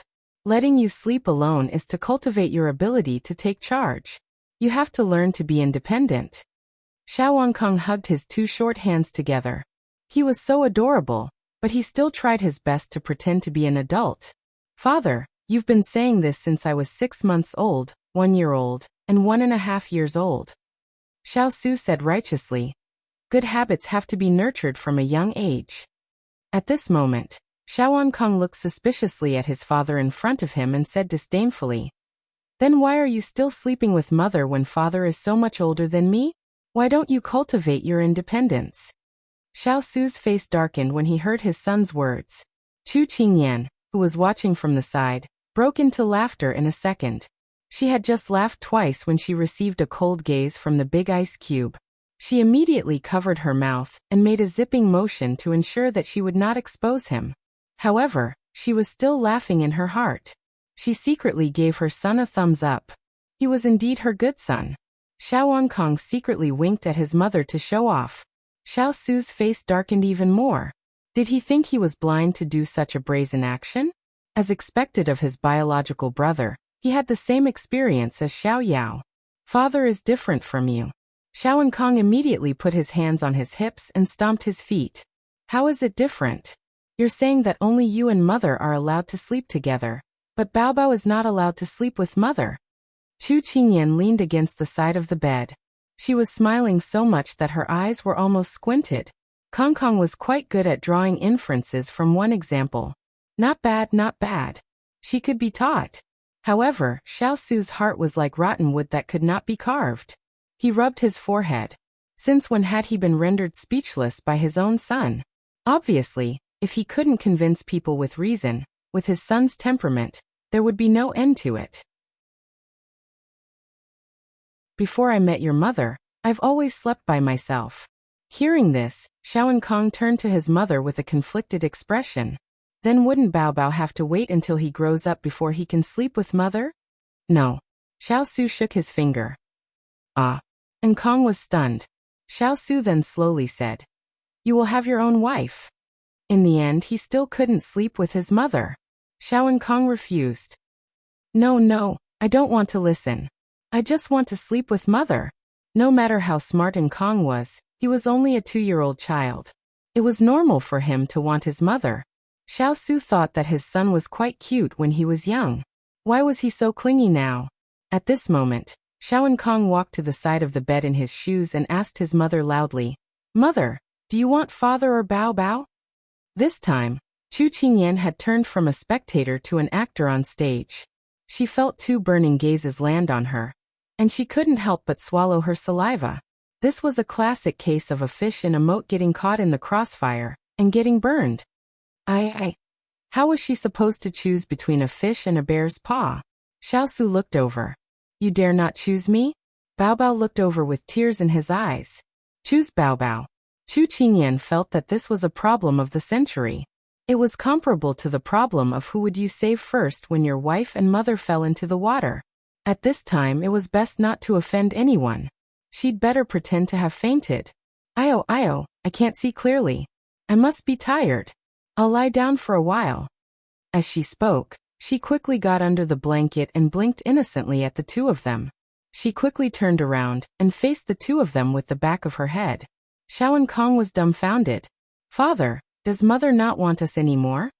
Xiao Su held back his laughter, but he still nodded with a straight face. "It seems so." Xiao Kong stared at the cup on the bed in disbelief. He couldn't help but turn to look at his father with a pitiful look in his eyes.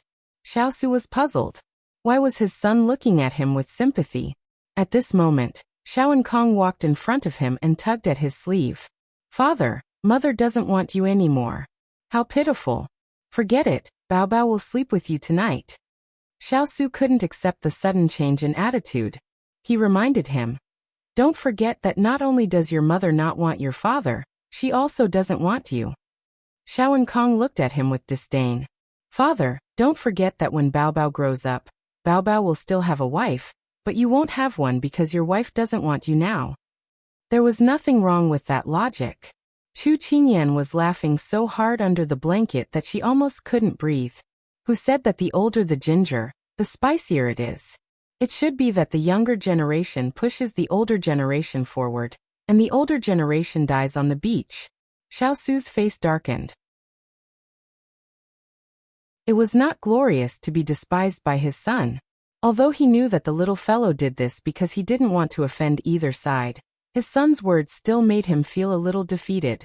On the surface, he was indeed dumped by his wife, but his son still knew how to comfort him at this time. It was a kind of gratification. He held his son's little hand and looked at the little bundle on the bed that was shaking nonstop. He suddenly laughed softly. "Okay, sleep with father tonight." Xiao Kong immediately cheered, his little legs jumping happily. Before he left, he didn't forget to bid farewell to his mother on the bed. "Bao Bao and father are leaving. Mother, have a good rest." One big and one small walked out of the door. "Father, Bao Bao wants to listen to the story of the battle at Night Gate tonight." "Father, can Bao Bao eat a bowl of glutinous rice balls before sleeping tonight?" "Father, Bao Bao wants to watch the stars tonight. Will you accompany me?" "Father." "And Bao Bao realized that sleeping with you is also very good." "Oh." When there was no sound in the room, Chu Qingyan sat up with the blanket in her arms. Looking at the empty space in front of her, there was no one. Only then did she tragically realize that in the end, the one who was abandoned was actually herself. What happened to being in high demand and being the darling that the two of them were fighting for? How did it become disdain for his wife and mother? Chu Qingyan bit the blanket and whimpered. Don't even think about getting on my bed in the future. Two heartless people.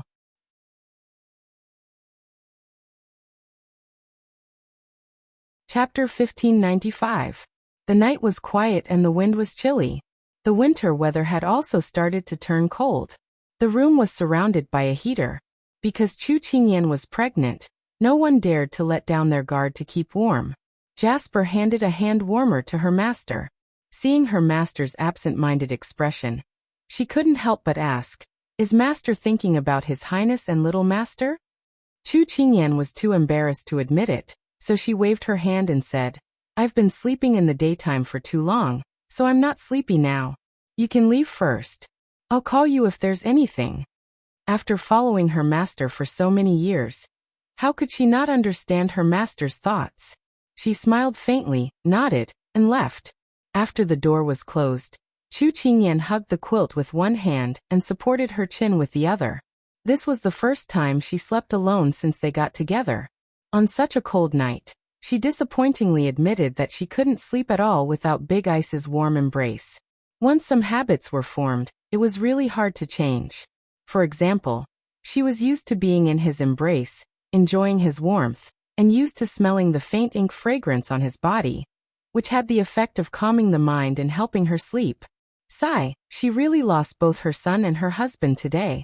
Jasper, who had just left, bumped into Xiao. She bowed in greeting. "Your Highness. Ayan has rested?" "She hasn't rested yet," Jasper answered truthfully. Xiao nodded. "You can leave." "Yes." Before Jasper left, she looked at Xiao suspiciously. Under that wide cloak, he seemed to be hugging something, but he was hugging it too tightly so she couldn't see clearly. When she turned the corner and saw the flash of a little shoe, she understood and left with a smile. It seemed that she had to tell old Madame Chu tonight that she didn't need to look after little master. At this time, the gloomy Chu Qingyan heard the door open.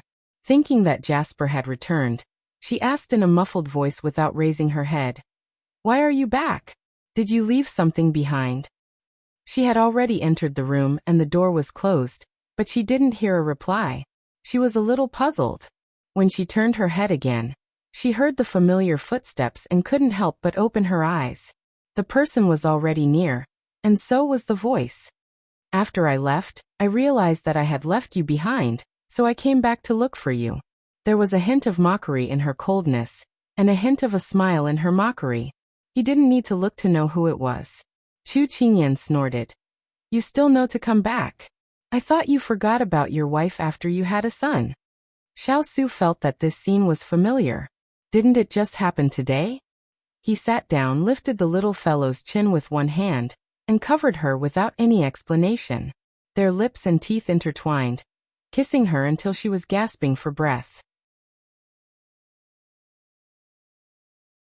Chu Qingyan leaned on his shoulder and raised her hand to hit him. She grumbled softly. "I thought you really abandoned me last night." Pregnant women tended to have a little temper. It was as if the delicate side of her that she had never noticed before had been stimulated. If it had been any other time, she wouldn't have thought much of the big ice cube sleeping with her son. But now that she was pregnant, she was sentimental and needed someone to accompany her. That was why she felt this way. Thus, Chu Qingyan despised her own pretentiousness and complained about the injustice she had suffered. Xiao smiled. His hand that was around her slender waist stroked her silky hair. "When have I ever let you be alone? You little vinegar jar." Chu Qingyan rolled her eyes at him. Who was jealous of their son today? Indeed, only the state officials were allowed to set fires, but the common people were not allowed to light lamps. At this moment, she saw her son wrapped in his cloak from the corner of her eye. She immediately sat up in shock. "You brought Kong back?" After saying this, she suspiciously looked at the calm person beside her. She had no idea what he was thinking. But when she thought about how they had kissed in front of Kong, even if he was asleep, her face couldn't help but turn red. She couldn't help but pat his shoulder a few times. How embarrassing. How could Xiao Su not know what she was thinking? He caressed her face, then placed their sleeping son between the two of them. He considerately covered him with a blanket. Tonight, we'll sleep as a family of 3. After saying this, he kissed his dazed wife. Chu Qingyan was stunned. Didn't you not let Kong Kong sleep with me today? Why did you suddenly change your mind? Xiao Su's gaze fell on his son who was sleeping soundly under the blanket. He softened his tone. I didn't let you sleep with him because I was afraid that he would kick the blanket in the middle of the night and kick your stomach. But after thinking about it, Imperial Mother didn't want to sleep with me in the past. I was used to sleeping alone, but I forgot that at his age he should spend more time with his parents. I didn't have a complete childhood, so how could I let him have an incomplete childhood? Hearing him talk about the past, Chu Qingyan's eyes couldn't help reddening. She couldn't help but reach out to hug his waist and rest her head on his shoulder. It's fine, it's all in the past. Isn't it just me and Kong Kong now? Right, there's also the baby in my stomach. Our entire family is here. In the future, we'll be complete. He patted the back of her hand and softly said, I've always known that. Then let's sleep together tonight. She obediently burrowed into the blanket and patted the spot beside her as she smiled at him. Xiao Su took off his clothes and burrowed into the blanket as well. He hugged the soft little fellow across from Kong'an and smiled faintly. I'll keep an eye on Kong'an tonight and won't let him kick you. Sleep peacefully. Chu Qingyan rubbed against his arm and nodded. She closed her eyes. She clearly wasn't sleepy at all earlier, but once she smelled his scent, her entire body relaxed. Drowsiness overwhelmed her, and she fell asleep. Hearing the long breaths by his ear, Xiao Su curved his lips. Having a wife and child to warm his bed was probably just like this. Thus, hugging the most important wife and child in his life, Xiao Su also gradually fell asleep. However, this night was long for Xiao Su, because his son, who looked obedient, was like a little demon king when he slept. He didn't stop at all. Xiao Su spent the entire night watching over him and basically didn't sleep at all. Because she slept very well. Chu Qingyan stretched lazily. Then, she opened her eyes and turned her head to the side comfortably. She saw that Big Ice Cube had woken up early and was half sitting on the bed, staring intently at his sleeping son. What's with Big Ice Cube's black face? There's even a bruise at the corner of his mouth. Where did it come from? It clearly wasn't there before he went to sleep. At this moment, the culprit also woke up. He rubbed his eyes and after seeing where he was sleeping, he jumped up like a carp. Baby can't believe it. Baby must be dreaming. That's right, you've been dreaming. Xiao Su gritted his teeth. Little Kong nodded seriously. Yes, last night, Baby dreamed that someone wanted to catch Baby. So Baby punched him left and right and beat him down. Ha ha ha ha. Chu Qingyan tried hard to hold back her laughter. So that's how it was. At this moment, little Kong, who didn't know what was going on, scratched his head and said in confusion, Father, why do you look so pale? Xiao Su held his forehead. He shouldn't have been soft-hearted.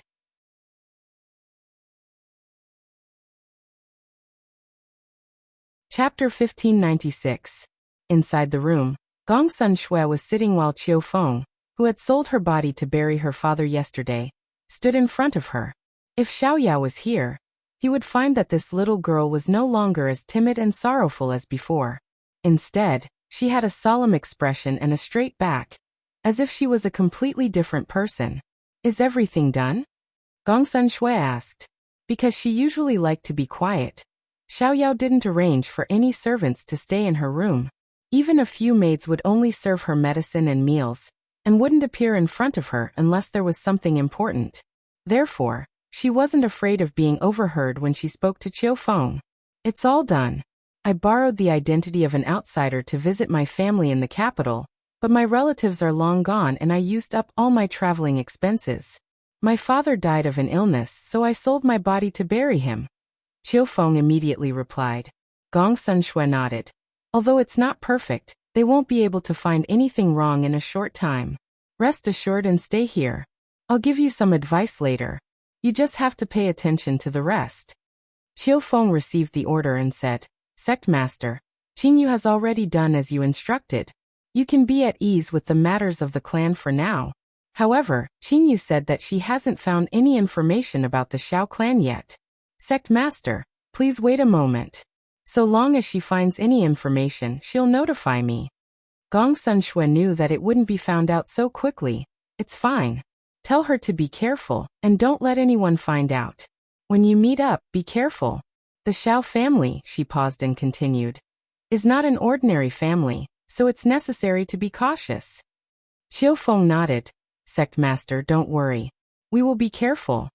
After talking about business, Qiu Feng's expression relaxed and she said with relief, Sect Master, you don't know how worried we were when you were missing. Gong Sunshui thought of the pursuit that day and her eyes dimmed. However, she was more amiable to her loyal subordinates. It's fine. It's all in the past. Hearing the sect master's nonchalant tone, Qiu Feng's eyes instantly felt a little sour. The sect master had never taken her body seriously. No matter how her subordinates tried to persuade her, she didn't care at all. With such a cold personality, they could only pay more attention to her in the future. Although I don't know the background of this Xiao clan, it is all thanks to their help that you are safe and sound. Gong Sunshui couldn't help but think of Xiao Yao. Although she didn't want to admit it, she still owed him a favor. Yes, no matter who they are, we owe them a favor. Qiu Feng deeply agreed. Disregarding everything else, just setting up a courtyard for the sect master to recuperate was not something an ordinary family would have. However, a thought suddenly flashed through Qiu Feng's mind, and she couldn't help but blurt out. These people wouldn't be Elder Su's people, and they're preparing to scheme against you? Gong Sunshui denied without hesitation. No, how could Elder Su and the others have such powerful helpers? Not to mention the abilities of these people, just their bearing and low profile was not something that Elder Su and the others could compare to. Perhaps they could not find such an aristocratic family in the Yu clan. This time, Qiu Feng was a bit confused.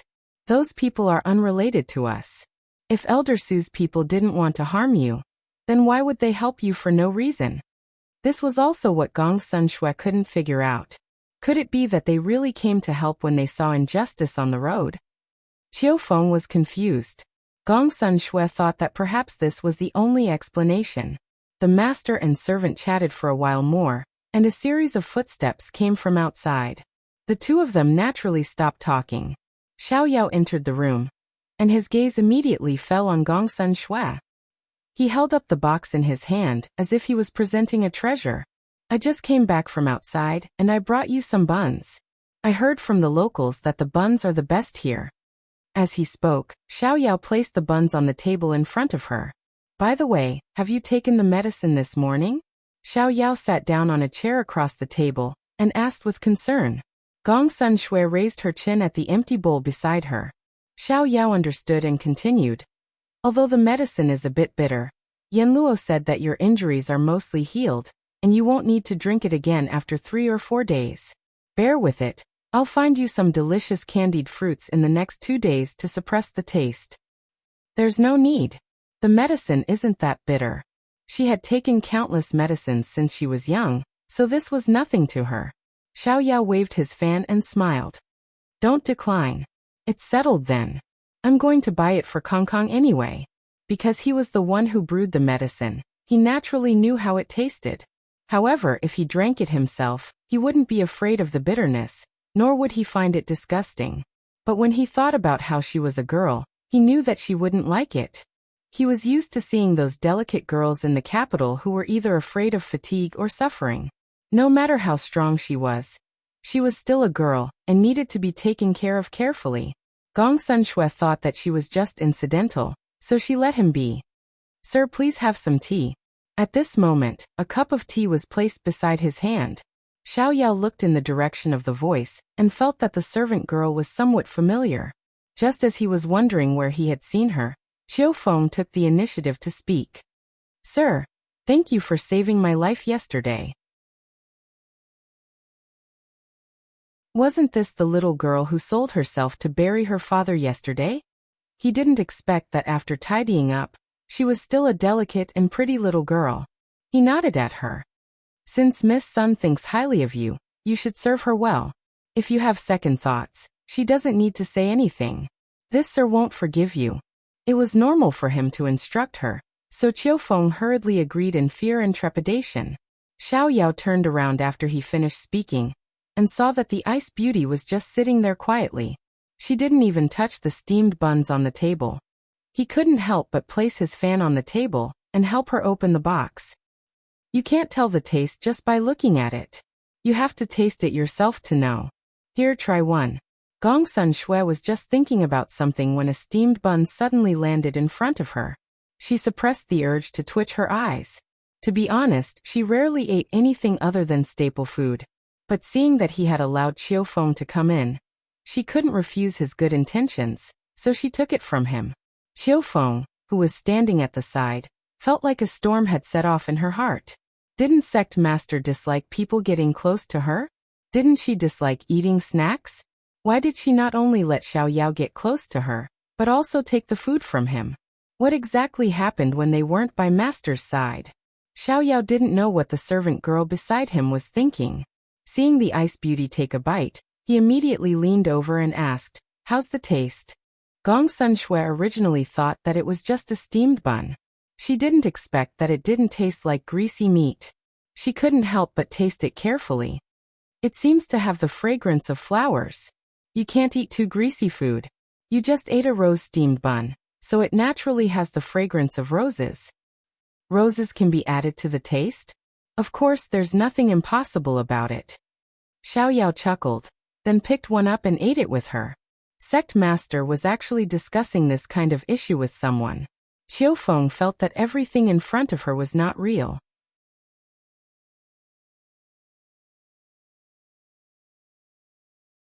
Chapter 1597. After eating and drinking to his heart's content, Xiao Yao felt comfortable all over. In addition, the sun was shining brightly and the weather was good. With a beauty beside him, he felt even more comfortable. However, this was only Xiao Yao's thought. Because Gong Suanxue felt that this person was too noisy by her ear.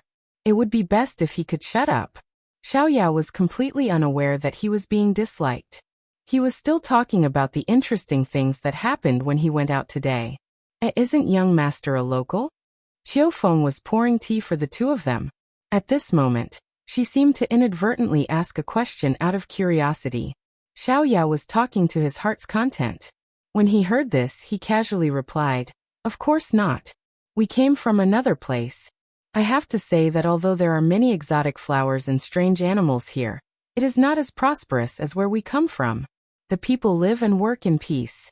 In short, the difference is too great." As a prince of a country, of course he was satisfied with his country and would naturally praise it. However, he did not exaggerate. During the years when his brother was ruling, it was really a bountiful harvest. The people had enough food and clothing. However, these words were unpleasant to Qiufeng's ears. Wasn't this belittling the Yu clan? However, no matter how dissatisfied she was, she could not express it in front of others to avoid exposing her identity. However, Gong Suanxue heard another layer of meaning. You mean that your hometown does not have the flowers, plants, and animals here? Xiao Yao nodded and casually pointed to the garden. Do you see that deciduous grass? I don't dare to say that we don't have it, but at least I haven't seen it before. Gong Suanxue's mind worked quickly. These flowers and plants were everywhere in North Korea. However, Xiao Yao said that he had never seen them before coming here. Even if he lived in seclusion deep in the mountains and forests, those animals should be everywhere. Could it be that he was not from North Korea? If he was not from North Korea, then where did he come from? After he finished speaking, the ice beauty did not respond. Xiao Yao smiled and tilted his head to look at her. As he turned his head, he met the ice beauty's scrutinizing gaze in time. Gongsun Shui was only a little embarrassed to be caught red-handed, but her expression did not change. After so many years, she had already developed this temperament. Even if she was in a mess internally, she would not show it on the surface. This kind of scrutinizing gaze reminded Xiao Yao of the days when everyone had to be on guard against him. Those people looked at him with such a gaze, guarding against him. Although 3 years had passed, the marks left behind couldn't be erased in a short time. Although it was different from Gongsun Shui, the smile on his face faded as he recalled his brother's warning. Gongsun Shui could clearly feel the faint indifference from Xiao. The light in his eyes seemed to have been blown away by the wind. She was a little annoyed, but she was not good with words. She did not know how to break the awkward atmosphere. Thus one looked at the ground, the other looked at the sky, and the other looked at the ground, frozen like this.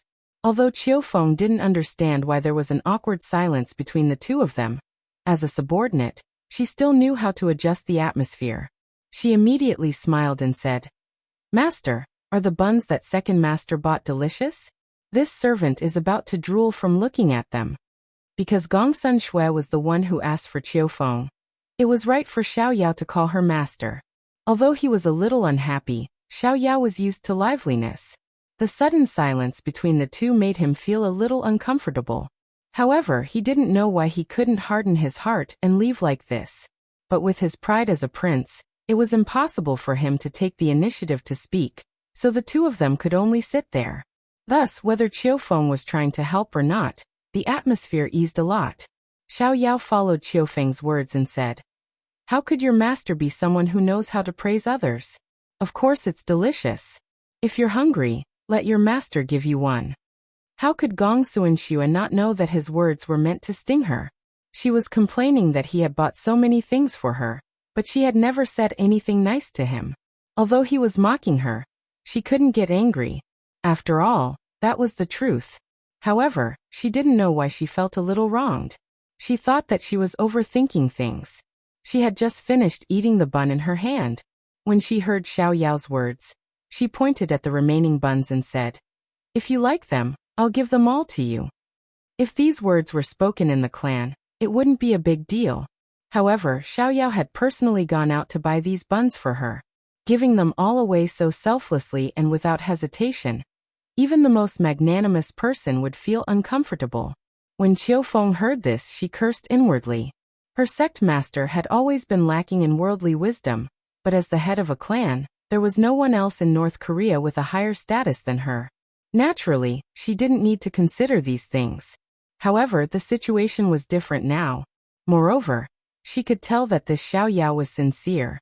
It would be very easy for her to embarrass him like this.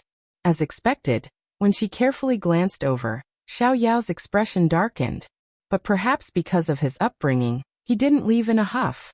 She immediately waved her hand and said to her sect master, "This servant will go and see if the water is boiling." After saying this, she immediately left this troublesome place. If she stayed any longer, her sect master would definitely insist that she take the buns away. That way, second master Xiao would probably be even more unhappy. After Gongsun Shui said this, she saw Qiufeng hastily run away. When she turned back, she saw that Xiao's expression was even worse than before. She immediately realized that she had said the wrong thing. She was used to rewarding people, but she forgot that he was the one who had specially sold those buns to her. No matter how proud and arrogant she was usually, she knew that she had made a mistake now. Xiao was already gloomy, but when he saw the flash of annoyance in her eyes, most of the anger in his heart dissipated. He rubbed his forehead. He clearly knew that she didn't know how to coax people, and she didn't do it on purpose. Forget it, he wouldn't pursue the matter. At this moment, Gongsun Shui unexpectedly opened her mouth. "These buns do taste pretty good." Xiao already didn't expect to hear anything nice from her. When he suddenly heard this, his joy immediately overshadowed his previous gloominess. He spoke without thinking. "The next time I go out, I'll bring you some delicious food. I saw that snow pear cake shop that we passed by today was pretty good." After saying this, he regretted that he had eagerly tried to curry favor with her. But when he thought that girls should be treated well, he cast this thought aside and went to Java. Gongsun Shui didn't think that this guy would be so easy to coax. The uneasiness in her heart immediately dissipated, and she unexpectedly responded. This made Xiao extremely happy, but he had to desperately suppress it. If his royal brother was here, he would definitely say that he couldn't keep his cool. However, his happiness still leaked out, which surprised Gongsun Shui. This person was really easy to satisfy. Suddenly, a sentence sounded by her ear. "Miss Sun, we can be considered friends, right?"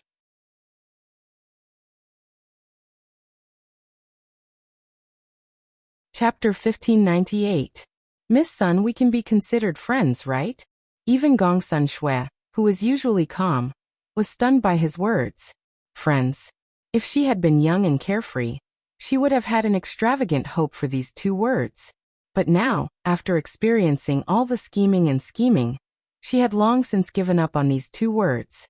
Now that Xiao Yao suddenly mentioned it, her mind suddenly went blank, because she saw the sincerity in the handsome man's eyes. Second young master Xiao, I'm afraid there's a difference between men and women. They couldn't be friends. Xiao Yao didn't expect to hear anything nice from her, so he clicked his tongue. You even dared to fight with others, so why would you be afraid of a difference between men and women? Besides, it's fate that we met. We've been through life and death together, so it wouldn't be wrong to call us friends. Gong Sun Shui couldn't refute him after he said it so bluntly. If he told her his identity and his family background were clean, perhaps they could really become friends. Unfortunately, she knew nothing about him, and she felt a little uneasy. Therefore, based on her investigation of him, she felt that if she admitted to being his friend, it would be unfair to him. Of course, investigating his identity was already a form of disrespect, but as the leader of a clan, she shouldered the heavy responsibility of North Korea, so she had to do it. After Xiao Yao finished speaking, he saw her sitting there quietly without responding. He knew the answer in his heart. He thought that her softening her attitude just now was because there was hope for him to break the ice, so he asked this question. However, he didn't expect that he was still wrong. Ice was ice. How could it be melted into water? Miss Sunday, Gong Sun Shui heard him call her. His voice wasn't as warm as before, but it wasn't rude either. Her heart skipped a beat, and she turned to look at him. She saw that his clear eyes were full of magnanimity, but also seemed to be mixed with a few strands of disappointment, but they were still bright. I'm not from North Korea. If there's a chance, I can take you to see my country. Actually, if you're willing, I'll accompany you to see thousands of mountains and rivers. However, she didn't respond to his friend's words just now, so he couldn't say this sentence out loud. When Qiu Feng returned from boiling the water, only Gong Sun Shui was left in the room. Where's second young master? Qiu Feng thought, could it be that the sect leader had driven him away? Qiu Feng was a trusted aide, so she guessed it immediately. Gong Sun Shui was still thinking about what Xiao Yao had just said. She suddenly felt a little upset. Because her questions today had made him suspicious, he openly admitted that he wasn't from North Korea, as if he wasn't afraid that she would find out. However, his last sentence made her heart tremble. But after saying that, he got up and left. She knew that he wasn't joking when he said he would take her out, but compared to the way he looked at her in the past, there was a hint of disappointment in his eyes. She suddenly felt a faint sense of fatigue. Autumn Maple, I'm tired. When Qiu Feng heard this, she immediately said nervously, it might be because of the medicine. Master, you should go rest first.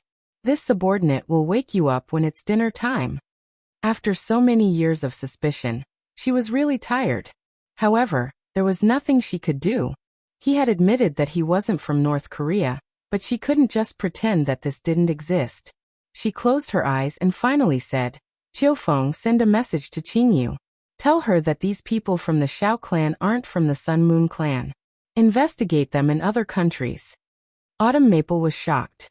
Weren't we cut off from the other countries? Could it be that someone snuck in? Find a chance to send the message. I'm tired. Gong Sunshui rubbed the space between her eyebrows, then stood up and walked towards the inner room with a tired expression. It was rare to see the sect master so tired.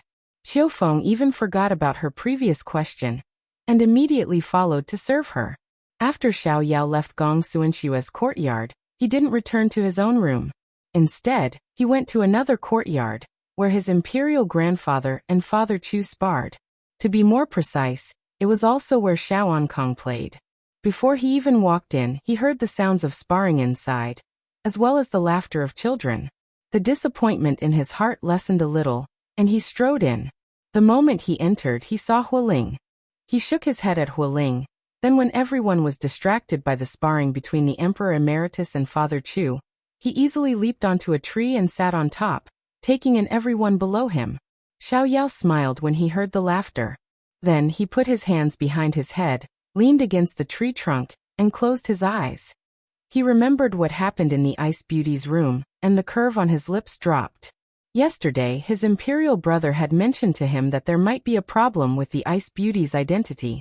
Although he didn't seem to take it to heart, he still paid attention to it because his imperial brother would never say something for no reason. He believed in his imperial brother. He remembered how she kept her mouth shut about her family, how she refused to talk about those assassins who wanted to kill her, and how she tested him today. It would be a lie to say that he wasn't disappointed.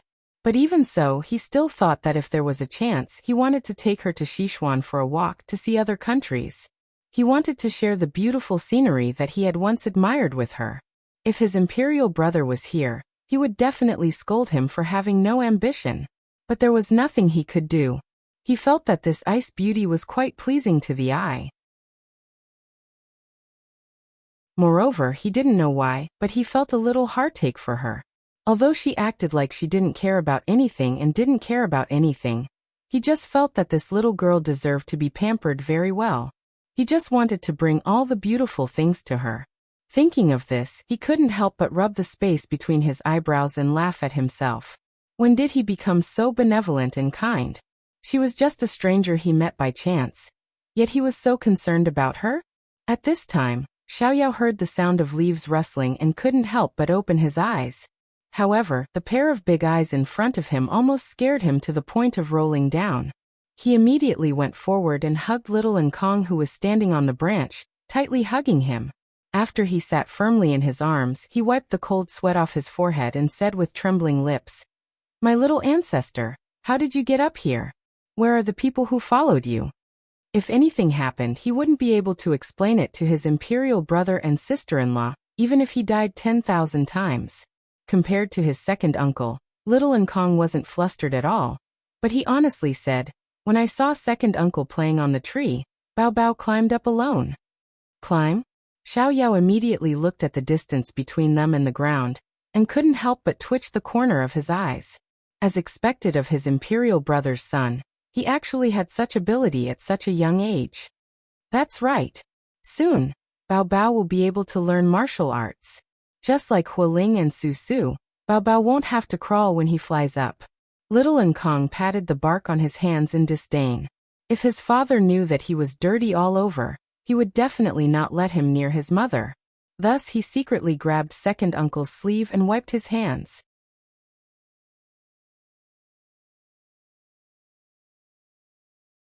Chapter 1599. Xiao did not notice Xiao Kong's small actions. He was worried about his safety and lectured him. "If there's no one by your side in the future, don't do this. Otherwise, second uncle will tell your father. I'll let your father punish you." This little devil was not afraid of anything. In addition, he was doted on by everyone. He could do whatever he wanted. He would only be afraid when his father was mentioned. Xiao Kong pouted. I know. I only came up because I saw that second uncle was unhappy. Otherwise, I wouldn't have come up." Hearing this, Xiao was stunned. He touched his face. Was he that obvious? Even a child could tell. At this moment, Xiao Kong hugged his neck and said, "Second uncle, don't be unhappy. I'll play with you." Xiao patted his head. "Second uncle has always been happy. Why would I be unhappy?" "Nonsense." Xiao Kong's face was solemn like a little adult. "If it were any other time, second uncle would definitely come and play with us. He wouldn't hide in the tree alone." Xiao sighed. What was wrong with this world? Was it because he was old and could not hide it anymore? Or was Xiao Kong too smart? However, Xiao Kong's concern made him feel much better. Second uncle is just a little disappointed. Maybe he saw a small flame and pounced on it. Actually, it's just a reflection of the moon in the mirror. He would not tell anyone these words. No matter how upset Xiao was, there was no reason for him to go around telling others. However, Xiao Kong was still young, so he did not mind telling him. Anyway, children would just listen to it. However, how could Xiao Kong, who could climb a tree and see people's emotions, be an ordinary child? He betrayed Xiao in the blink of an eye. However, although Xiao Kong did not understand such profound words, he still comforted him dutifully. Second uncle, mother said that there are many hardships in life. However, only when you don't make things difficult for yourself can you live happily every day. Second uncle, don't be sad. Kong Kong will accompany you. Although Xiao Kong's words were vague, Xiao Yao still understood. He sighed in his heart. Xiao Kong was so sensible. It must have been taught by his royal sister-in-law. Your mother should be talking about the 8 hardships of life. Birth, old age, illness, death, love, separation, resentment, longing, unable to let go. Xiao Kong nodded heavily. That's right. That's it. Xiao Yao smiled bitterly. He was now all alone in the world, free and unfettered, without any illness or calamity, so how could he have any of these hardships? However, there was a bit of bitterness in his heart that he couldn't explain. Later on, Xiao Yao realized that he couldn't ask for it. Second uncle, you have to learn to be open-minded. Little Hong Kong imitated his father and patted him on the shoulder. If Xiao Yao was still a little depressed, it was all gone by Xiao Kong's comforting words. He could not help but hug him happily. Xiao Kong saw that his second uncle finally smiled, revealing his canine teeth. Second uncle, aren't you feeling uncomfortable? Xiao Yao shook his head. With this clown around, it would be difficult for him to feel uncomfortable. Little Hong Kong's eyes lit up. Then second uncle, bring baby to catch some bugs. What? Catching bugs? Xiao Yao didn't understand. Xiao Kong nodded. That's right. A baby bird fell down, but I couldn't find its mother, so I raised it in my room. Mother said that the baby bird eats worms, but no one was willing to help me catch them, so second uncle. To be honest, although Xiao Yao liked to mess around, he wouldn't do something like catching bugs normally. But the little nephew in front of him was looking at him pitifully, and his soft little body was still in his arms, making him lovable. He had even comforted him just now, so Xiao Yao's heart softened. All right, second uncle will bring you to catch some bugs. Baby knows that second uncle is the best. Let's go and catch some bugs for baby bird. Little Hong Kong was very excited as he jumped up and down on the tree. Fortunately, Xiao Yao was here, otherwise he might have fallen down. Xiao Yao shook his head and flew down. When he put little Hong Kong down, he saw Hualing standing by the tree. So there was someone watching over little Hong Kong. As expected, how could someone nurtured by his royal brother be negligent? Suddenly, he realized that this brat had tricked him. Hong Kong didn't care about him at all. He just wanted him to soften his heart and help catch the bugs. At such a young age, his brain was already so smart. Little Hong Kong didn't know that his little scheme had been seen through. He pulled on Xiao Yao's clothes and walked forward. Quick, catch the bugs. A gentleman's word was as fast as a whip. He had already made a promise, so he had to catch the bugs no matter what. So Xiao Yao picked up little Hong Kong and slapped his, but as a small punishment.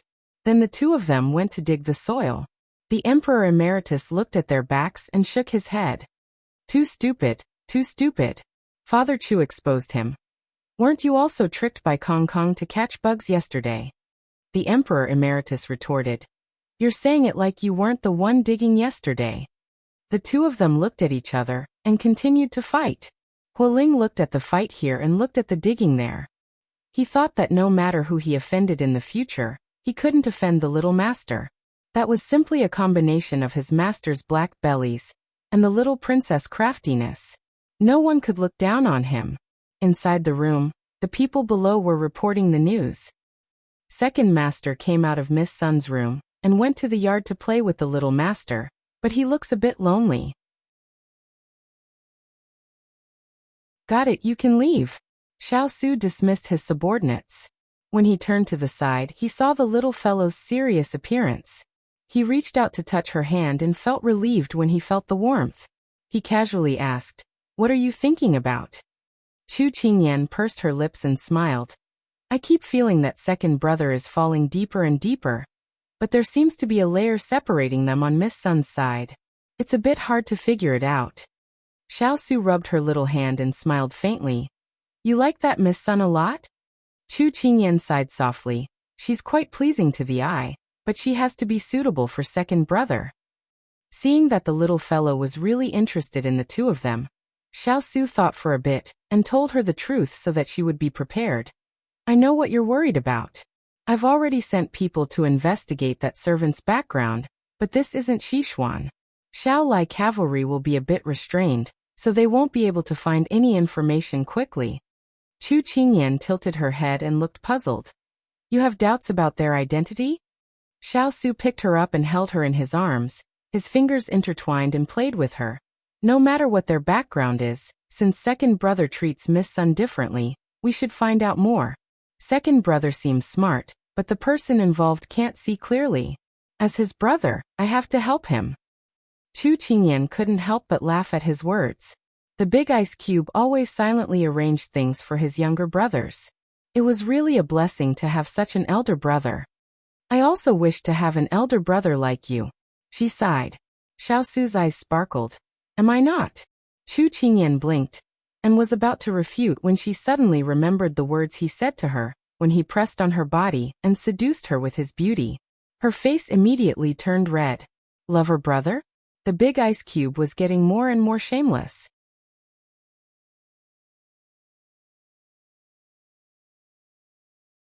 Chapter 1600.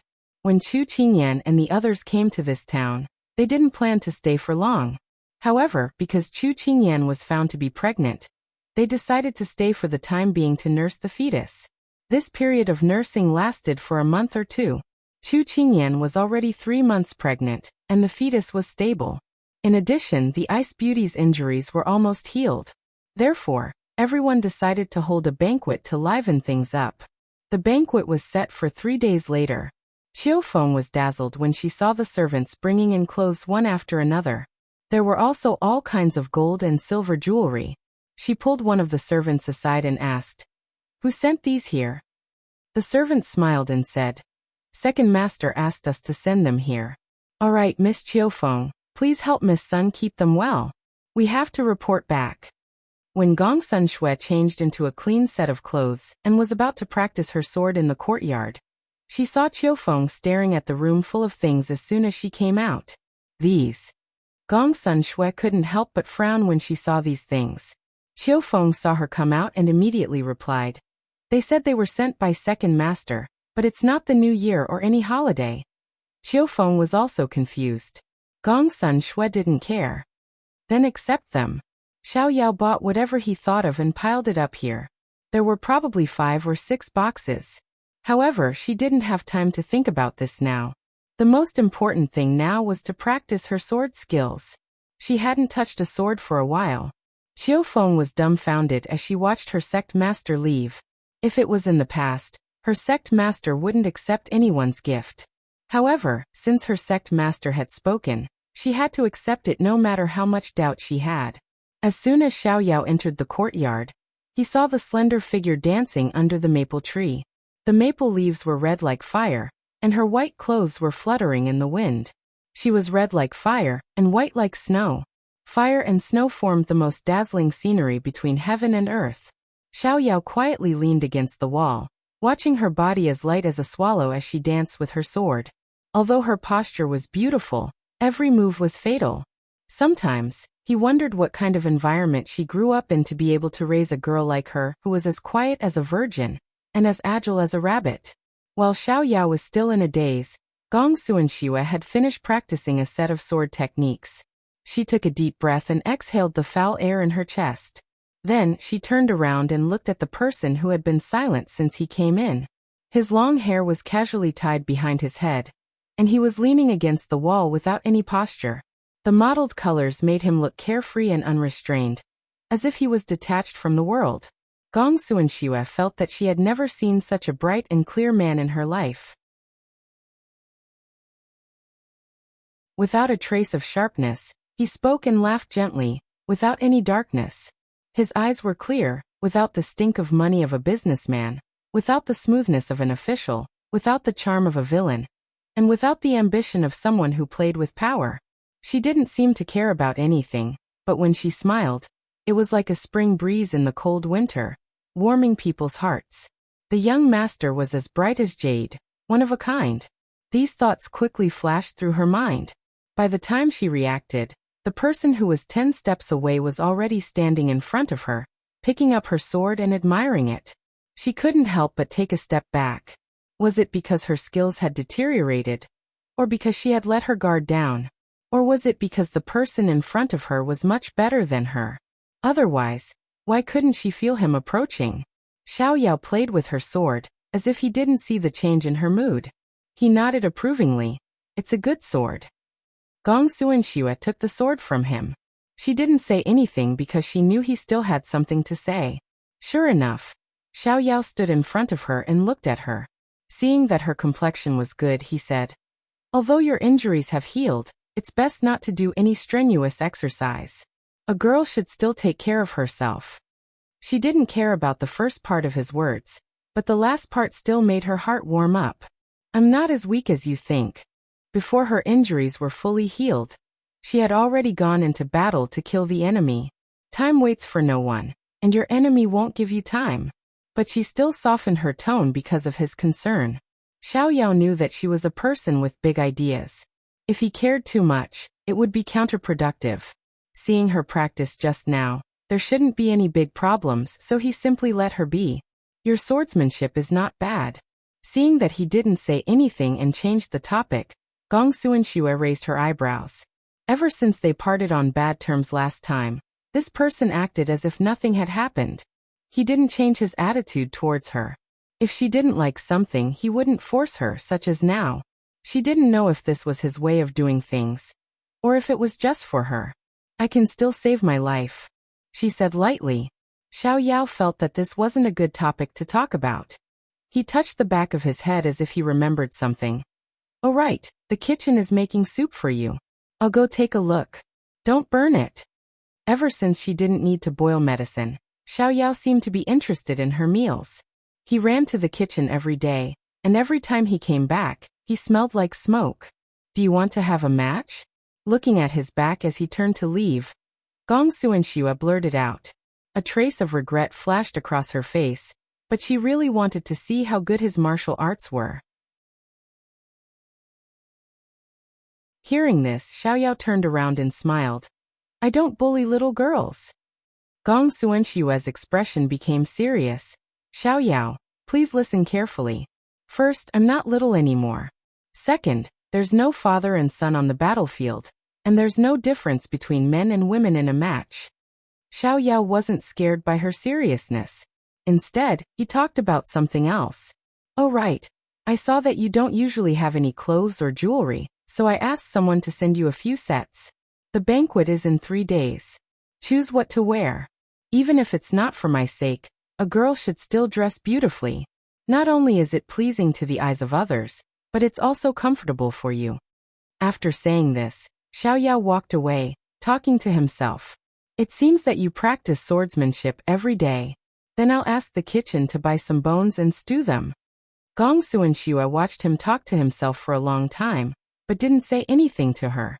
Did this person think that losing to her would hurt his pride, or was he looking down on her?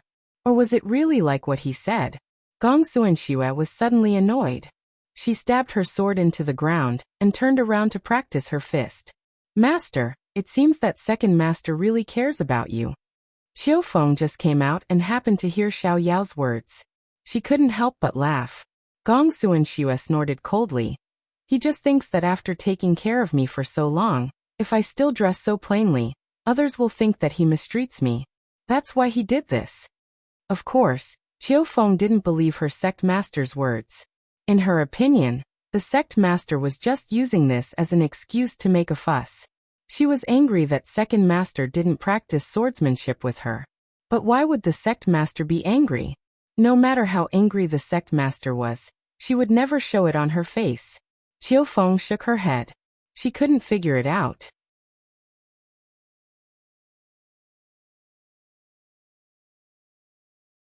Chapter 1601. That night, Gong Xuanxue prepared to sleep.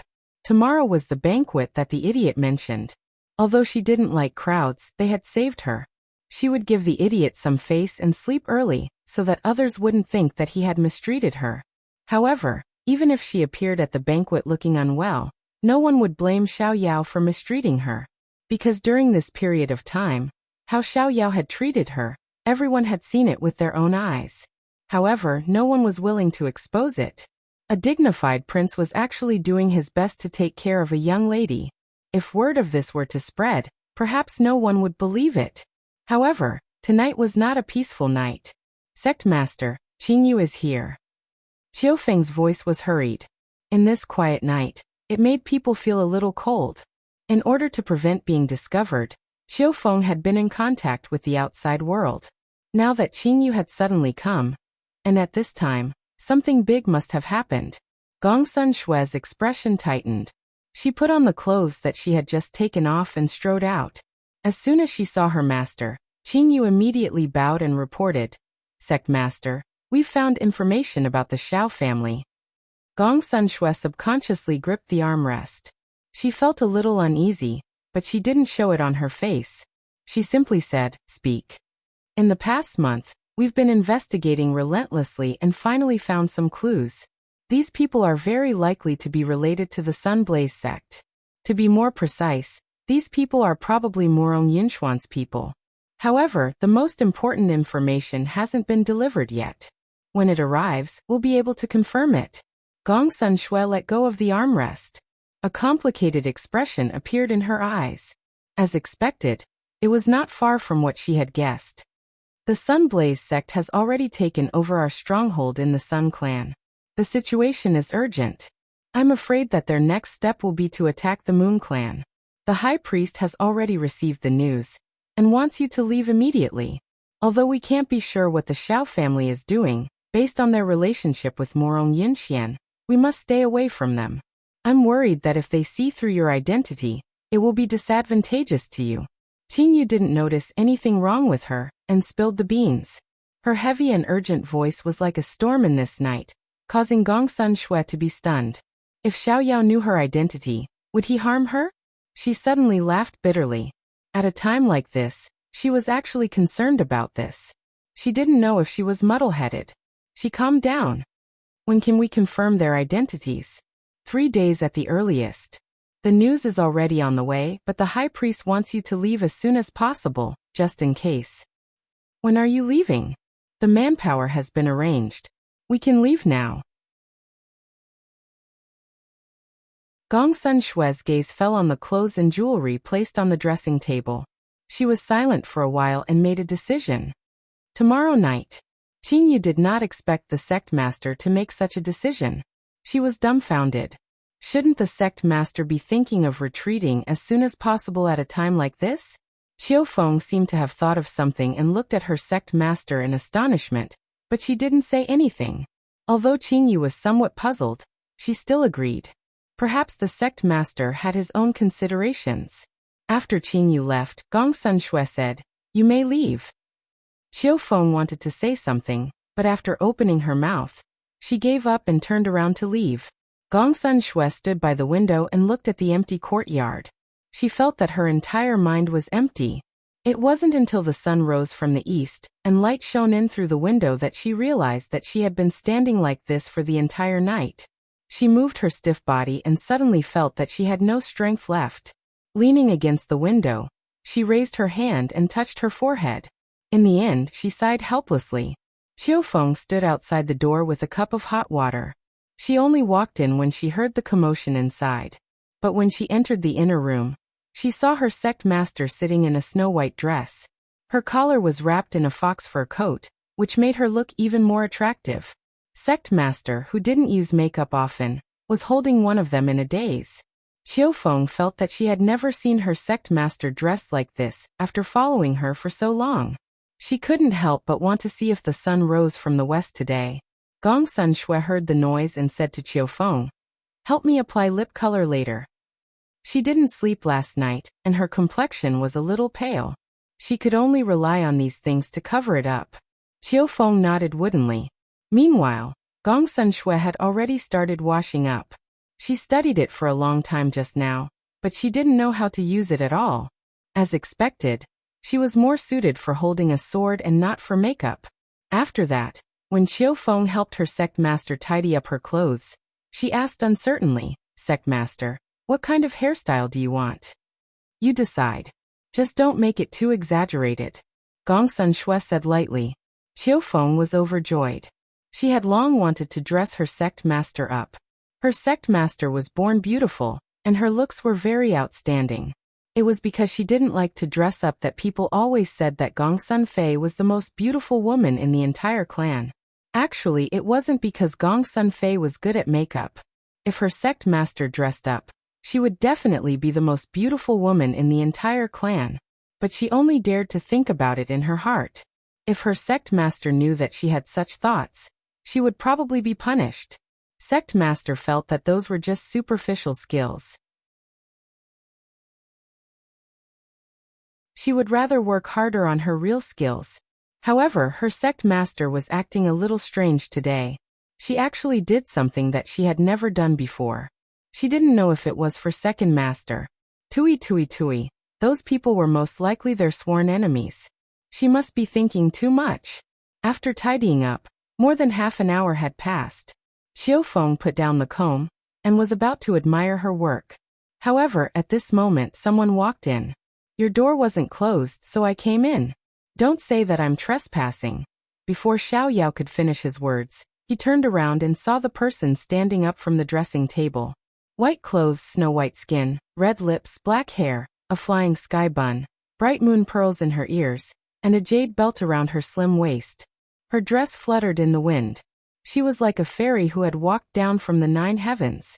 She was so otherworldly and beautiful. Xiao was instantly dumbfounded. It wasn't that he had seen too few women. It was because he had seen too many that he was mesmerized by this beauty. Cough, you look very good today. Xiao, who was usually very eloquent, was actually stuttering at this moment.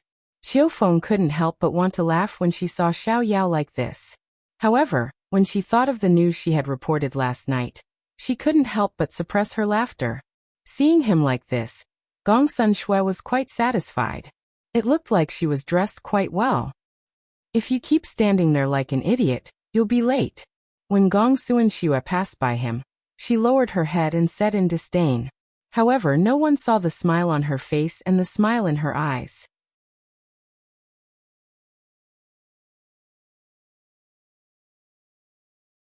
Chapter 1602.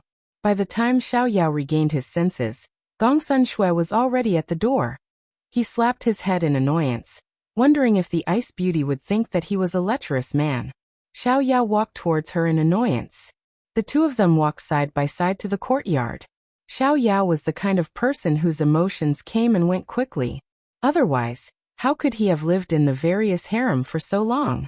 He returned to his usual joking self. I didn't expect the iron tree to bloom and the ice to warm up. You really exceeded my expectations today. Gong Sun Shui never took his silly words to heart. The family rules are strict and we can't waste them. You sent so much, it would be a waste not to use it. Her words instantly shattered Xiao's dream of a woman making herself beautiful for the man she loves. He pursed his lips. He had carefully selected so many clothes and accessories, and even risked being beaten to death by his imperial brother to ask for imperial sister-in-law's help. But when it came to her, it became a waste not to use it. He felt very tired. But perhaps it was because he was used to it that he was full of energy again. But I have to say, clothes make the man. You look quite good after tidying up a little. Xiao was not stingy with his compliments, not to mention that he took that in seriously. Gong Sun Shui glanced at him and nodded. You look quite decent after tidying up a little. Xiao choked. The ice beauty was getting more and more sharp-tongued. This banquet was proposed by Chu Qingyan, mainly for the liveliness. She had been nursing her pregnancy in the courtyard. Although the child in her belly didn't disturb her, it liked to sleep very much. So she basically rested during the day. Everyone was afraid of disturbing her, so they didn't go to her place often. A few days ago, she suddenly felt that she hadn't seen everyone for a long time. So she took advantage of the good weather to propose a banquet. At first, Xiao Su didn't agree, but he couldn't stand her silently wiping her tears and looking at him. It simply melted his heart. So he waved his hand and ordered people to prepare. Chu Qingyan had just been helped to sit down by Xiao Su. She looked up and saw Yen Luo, Ethereal, the retired emperor, and her parents were already present. Only Dong Ting, Tao Tao, Xiao, and the ice beauty were not here yet. However, it was still early, so there was no hurry. Just then, a loud noise came from the east. Why don't you play the flute? This way we can cooperate with the zither and flute. It was Tao Tao's voice. I don't know how to play the flute. This was Dong Ting's voice. Tao Tao stopped the person who was walking forward.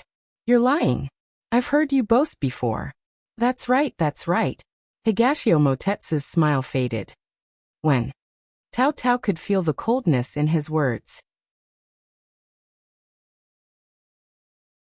The words that he had bragged about on the day of Qingyan's wedding were stuck in her chest, unable to go up or down. Seeing that she didn't speak for a long time, Higashio Motetsu smiled and knocked on her head. If you want to cooperate with the guqin and flute, find someone who can play it. Anyway, I don't know how to play it. Maybe you can find someone who shares the same interests as you. Don't be silly, let's go. Tao Tao looked at his fluttering clothes, her eyes a little bitter. She understood that it wasn't that he didn't know how to play the flute, but that he wouldn't play it again. That song of sending off the bride was the last time he played it. Even if he couldn't get what he wanted, in the end, he still left all his warmth to that person. Tao Tao quickly rubbed her eyes. If he didn't want to play it, then he wouldn't play it. She didn't care. Chu Qingyan waited for a while before the people from the east came over. Higashio Motetsu walked in front of her and sized her up. He shook his head with a chuckle.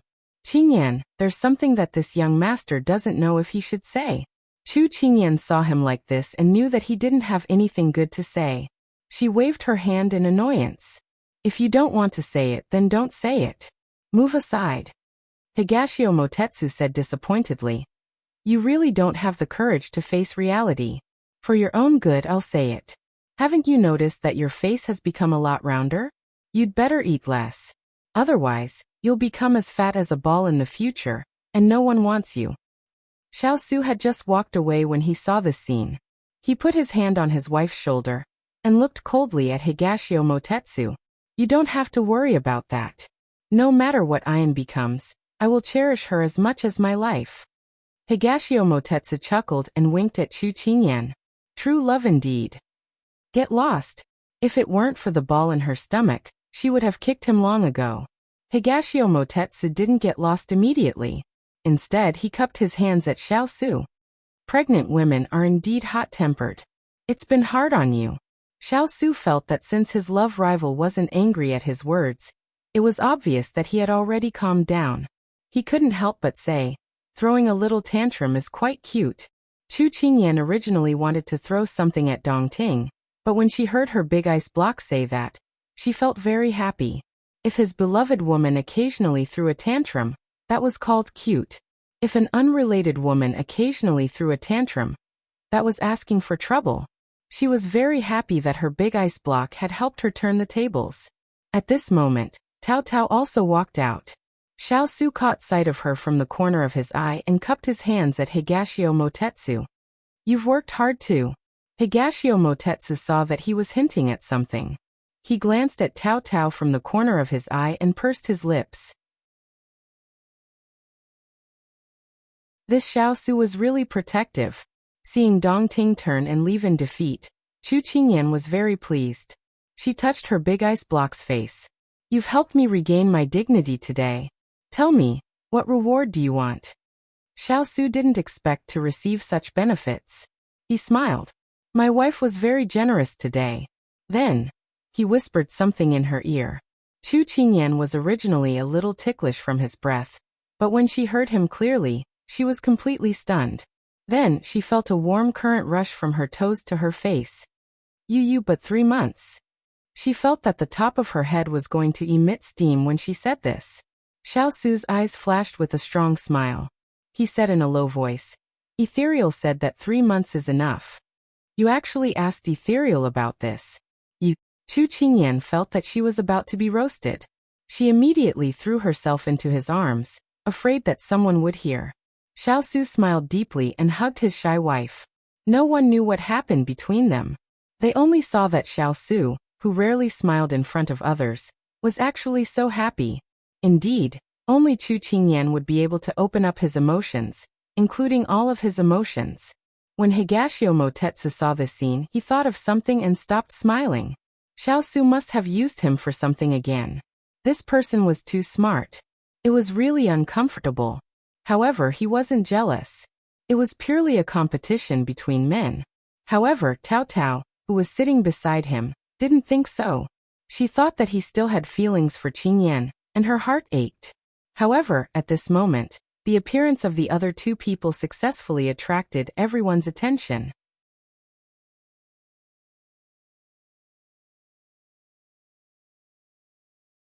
Chapter 1603. A handsome man and a beautiful woman walked side by side, like a walking landscape painting. It was pleasing to the eye, making people unable to look away. That's right, these two people were Xiao Yao and Gongsuanxue. Everyone had only seen the ice beauty once or twice. Because Xiao Yao said she needed to rest, and they weren't familiar with her, they didn't interact much with her. They only knew that Xiao Yao was hiding a mistress in a golden house. Now that they saw her, she was indeed an ice and snow peerless woman. Cheng Yanluo poked the person beside her, saying with an envious expression, "Look, these two are so compatible. The man is handsome and the woman is beautiful. They're simply a match made in heaven." Ethereal retracted his gaze and held her hand, rubbing it under the table. There was a clear smile on his face. "But in my eyes, only you are the most beautiful." Cheng Yanluo suddenly heard these words of love, and the bold and shrewish woman couldn't help but blush. "What are you saying? We're in public."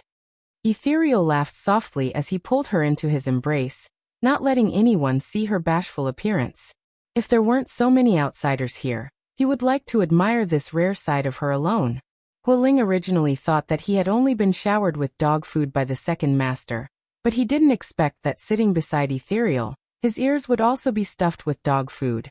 He silently picked up a chair and moved to Jasper's side, sighing pitifully. "There are couples everywhere. I won't go to the front. You're just going to keep a lonely person like me?" Jasper raised her brows and moved her seat to the side, giving him more space. "Jasper, you're still the kind-hearted one." Hualing shifted his seat and immediately praised her. Jasper lightly said, "It's not for you. It's just that I can see the little master better from this angle."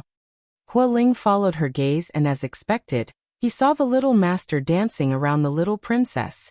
Hualing felt that his heart was deeply hurt again. A faint smile flashed across Jasper's eyes. The courtyard was empty, with a platform half the height of a person placed in the middle.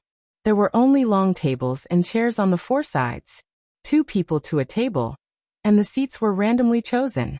There was no priority, but because Xiao Yao came late, there were only 2 seats left. Thus, they sat between Ethereal and Little Nkong. Xiao Yao sat close to Ethereal, Gongsun Shui sat close to Little Nkong, and Higashio Motetsu and Tao Tao sat opposite them. Tao Tao had been holding a grudge against Dongting Wangyu since the beginning. No matter how he tried to tease her, she refused to acknowledge him. Hence, she was looking around casually. It was at this moment that her gaze landed on Gongsuanxue. Among all of them, she was the most unfamiliar with Gongsun Shui. She had never paid much attention to people who were not important to her. But now, because she was bored, her eyes were more focused. She noticed a touch of green in Gongsun Shui's eyes. Although it was very faint and others couldn't see it, she was trained in goo poison, so she could see it at a glance. She blinked. There was something wrong with this girl's body. Previously, she seemed to have heard from Qingyan that she quite liked this pure and innocent lady. Why not wait until the banquet was over and tell Qingyan about it? After all, she was someone who saved people based on her mood. If it was Qingyan's friend, she could lend a helping hand. Although Chu Qingyan knew that Tao Tao knew medicine, she didn't know what she was good at. With Ethereal and Yanluo taking care of her, she forgot about it. Xiao Yao didn't know that Tao Tao's specialty was different from Ethereal and Yanluo. He didn't know if she could cure Gongsun Shui. Higashio Motetsu didn't know about Gongsun Shui's illness. So the person who could cure Gongsun Shui's illness was right in front of him, but he didn't know. At this time, Gongsun Shui felt someone's gaze on her. She looked in the direction of the gaze, but the other party had already retracted his gaze and was playing with the zither. Although Xiao Yao was talking to Ethereal, his attention was on the ice beauty. She couldn't hide anything from him. He looked over and couldn't help but smile. That little girl is called Tao Tao. She's a friend that young Master Dongting brought over. She has a good relationship with my sister-in-law. If you like, I'll introduce her to you after the banquet. Gong Sun Shui didn't have that intention, but since he said it, there was no harm in getting to know her. Anyway, after today, she and Xiao Yao wouldn't have such a leisurely time, so she went along with him. At the same time, as the host of today's banquet, Hualing straightened his clothes and walked up the stage. Everyone burst out laughing.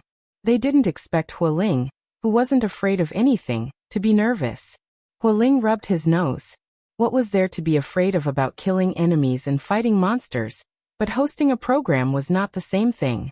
Before, he did not want to accept it no matter what.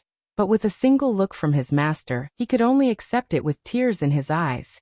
If it wasn't for the fact that the little princess had rehearsed for him, he might have already collapsed onto the ground. Life is like a play. It's fate that brings us together. Meeting is fate, and knowing each other is fate. Gentlemen, ladies, I'm very happy that everyone is gathered here to participate in today's banquet. I am the host, Hualing. Hualing recited all the lines the young princess gave him with his excellent memory. Although he stuttered in the beginning, he became much smoother towards the end. This was the first time a banquet could be held like this. There was even a host. It was quite refreshing to say that he was the host of the event. When Chu Qingyan clapped, everyone followed suit. Hualing gained confidence. He straightened his back and continued. Today's banquet is divided into several parts. The first is to reward, the second is to play, and the third is to eat. As the name suggests, there will be a talent show, interactive games, and delicious food. Eating, drinking, and playing were all available. Everyone's eyes lit up as they impatiently waited for Hualing to begin. Alright, the first round will be the talent show. Let's welcome our first performer, Little Master in Kong, to perform a somersault. When Hualing finished speaking, other than Chu Qingyan and Xiao Su, everyone was very surprised. Little Kong Kong was also going to perform? Because the program list was confidential, everyone only knew what they were going to perform. They didn't know what the others were going to perform. With this arrangement, it was even more surprising. Chu Qingyan swept her eyes over everyone present and laughed. Come, open your eyes. I'll let you all broaden your horizons and enjoy a modern ancient banquet. When little Kong Kong heard the announcement, his eyes lit up. He immediately came down from his mother's embrace and said confidently, Daddy, Mommy, watch this baby show off his skills. After saying that, he walked with his short legs and prepared to climb up the stage. When Hualing saw this, he immediately carried the little Devil King up. You're tuning in to the Li Mei's Wuxia Whispers YouTube channel. We're so grateful for your support, and don't forget to subscribe to join us on this incredible journey through captivating stories. Your generosity through donations truly makes a world of difference, as it's the primary source of revenue that allows me to expand and enhance this channel for you. Thank you from the bottom of my heart for being a part of this adventure.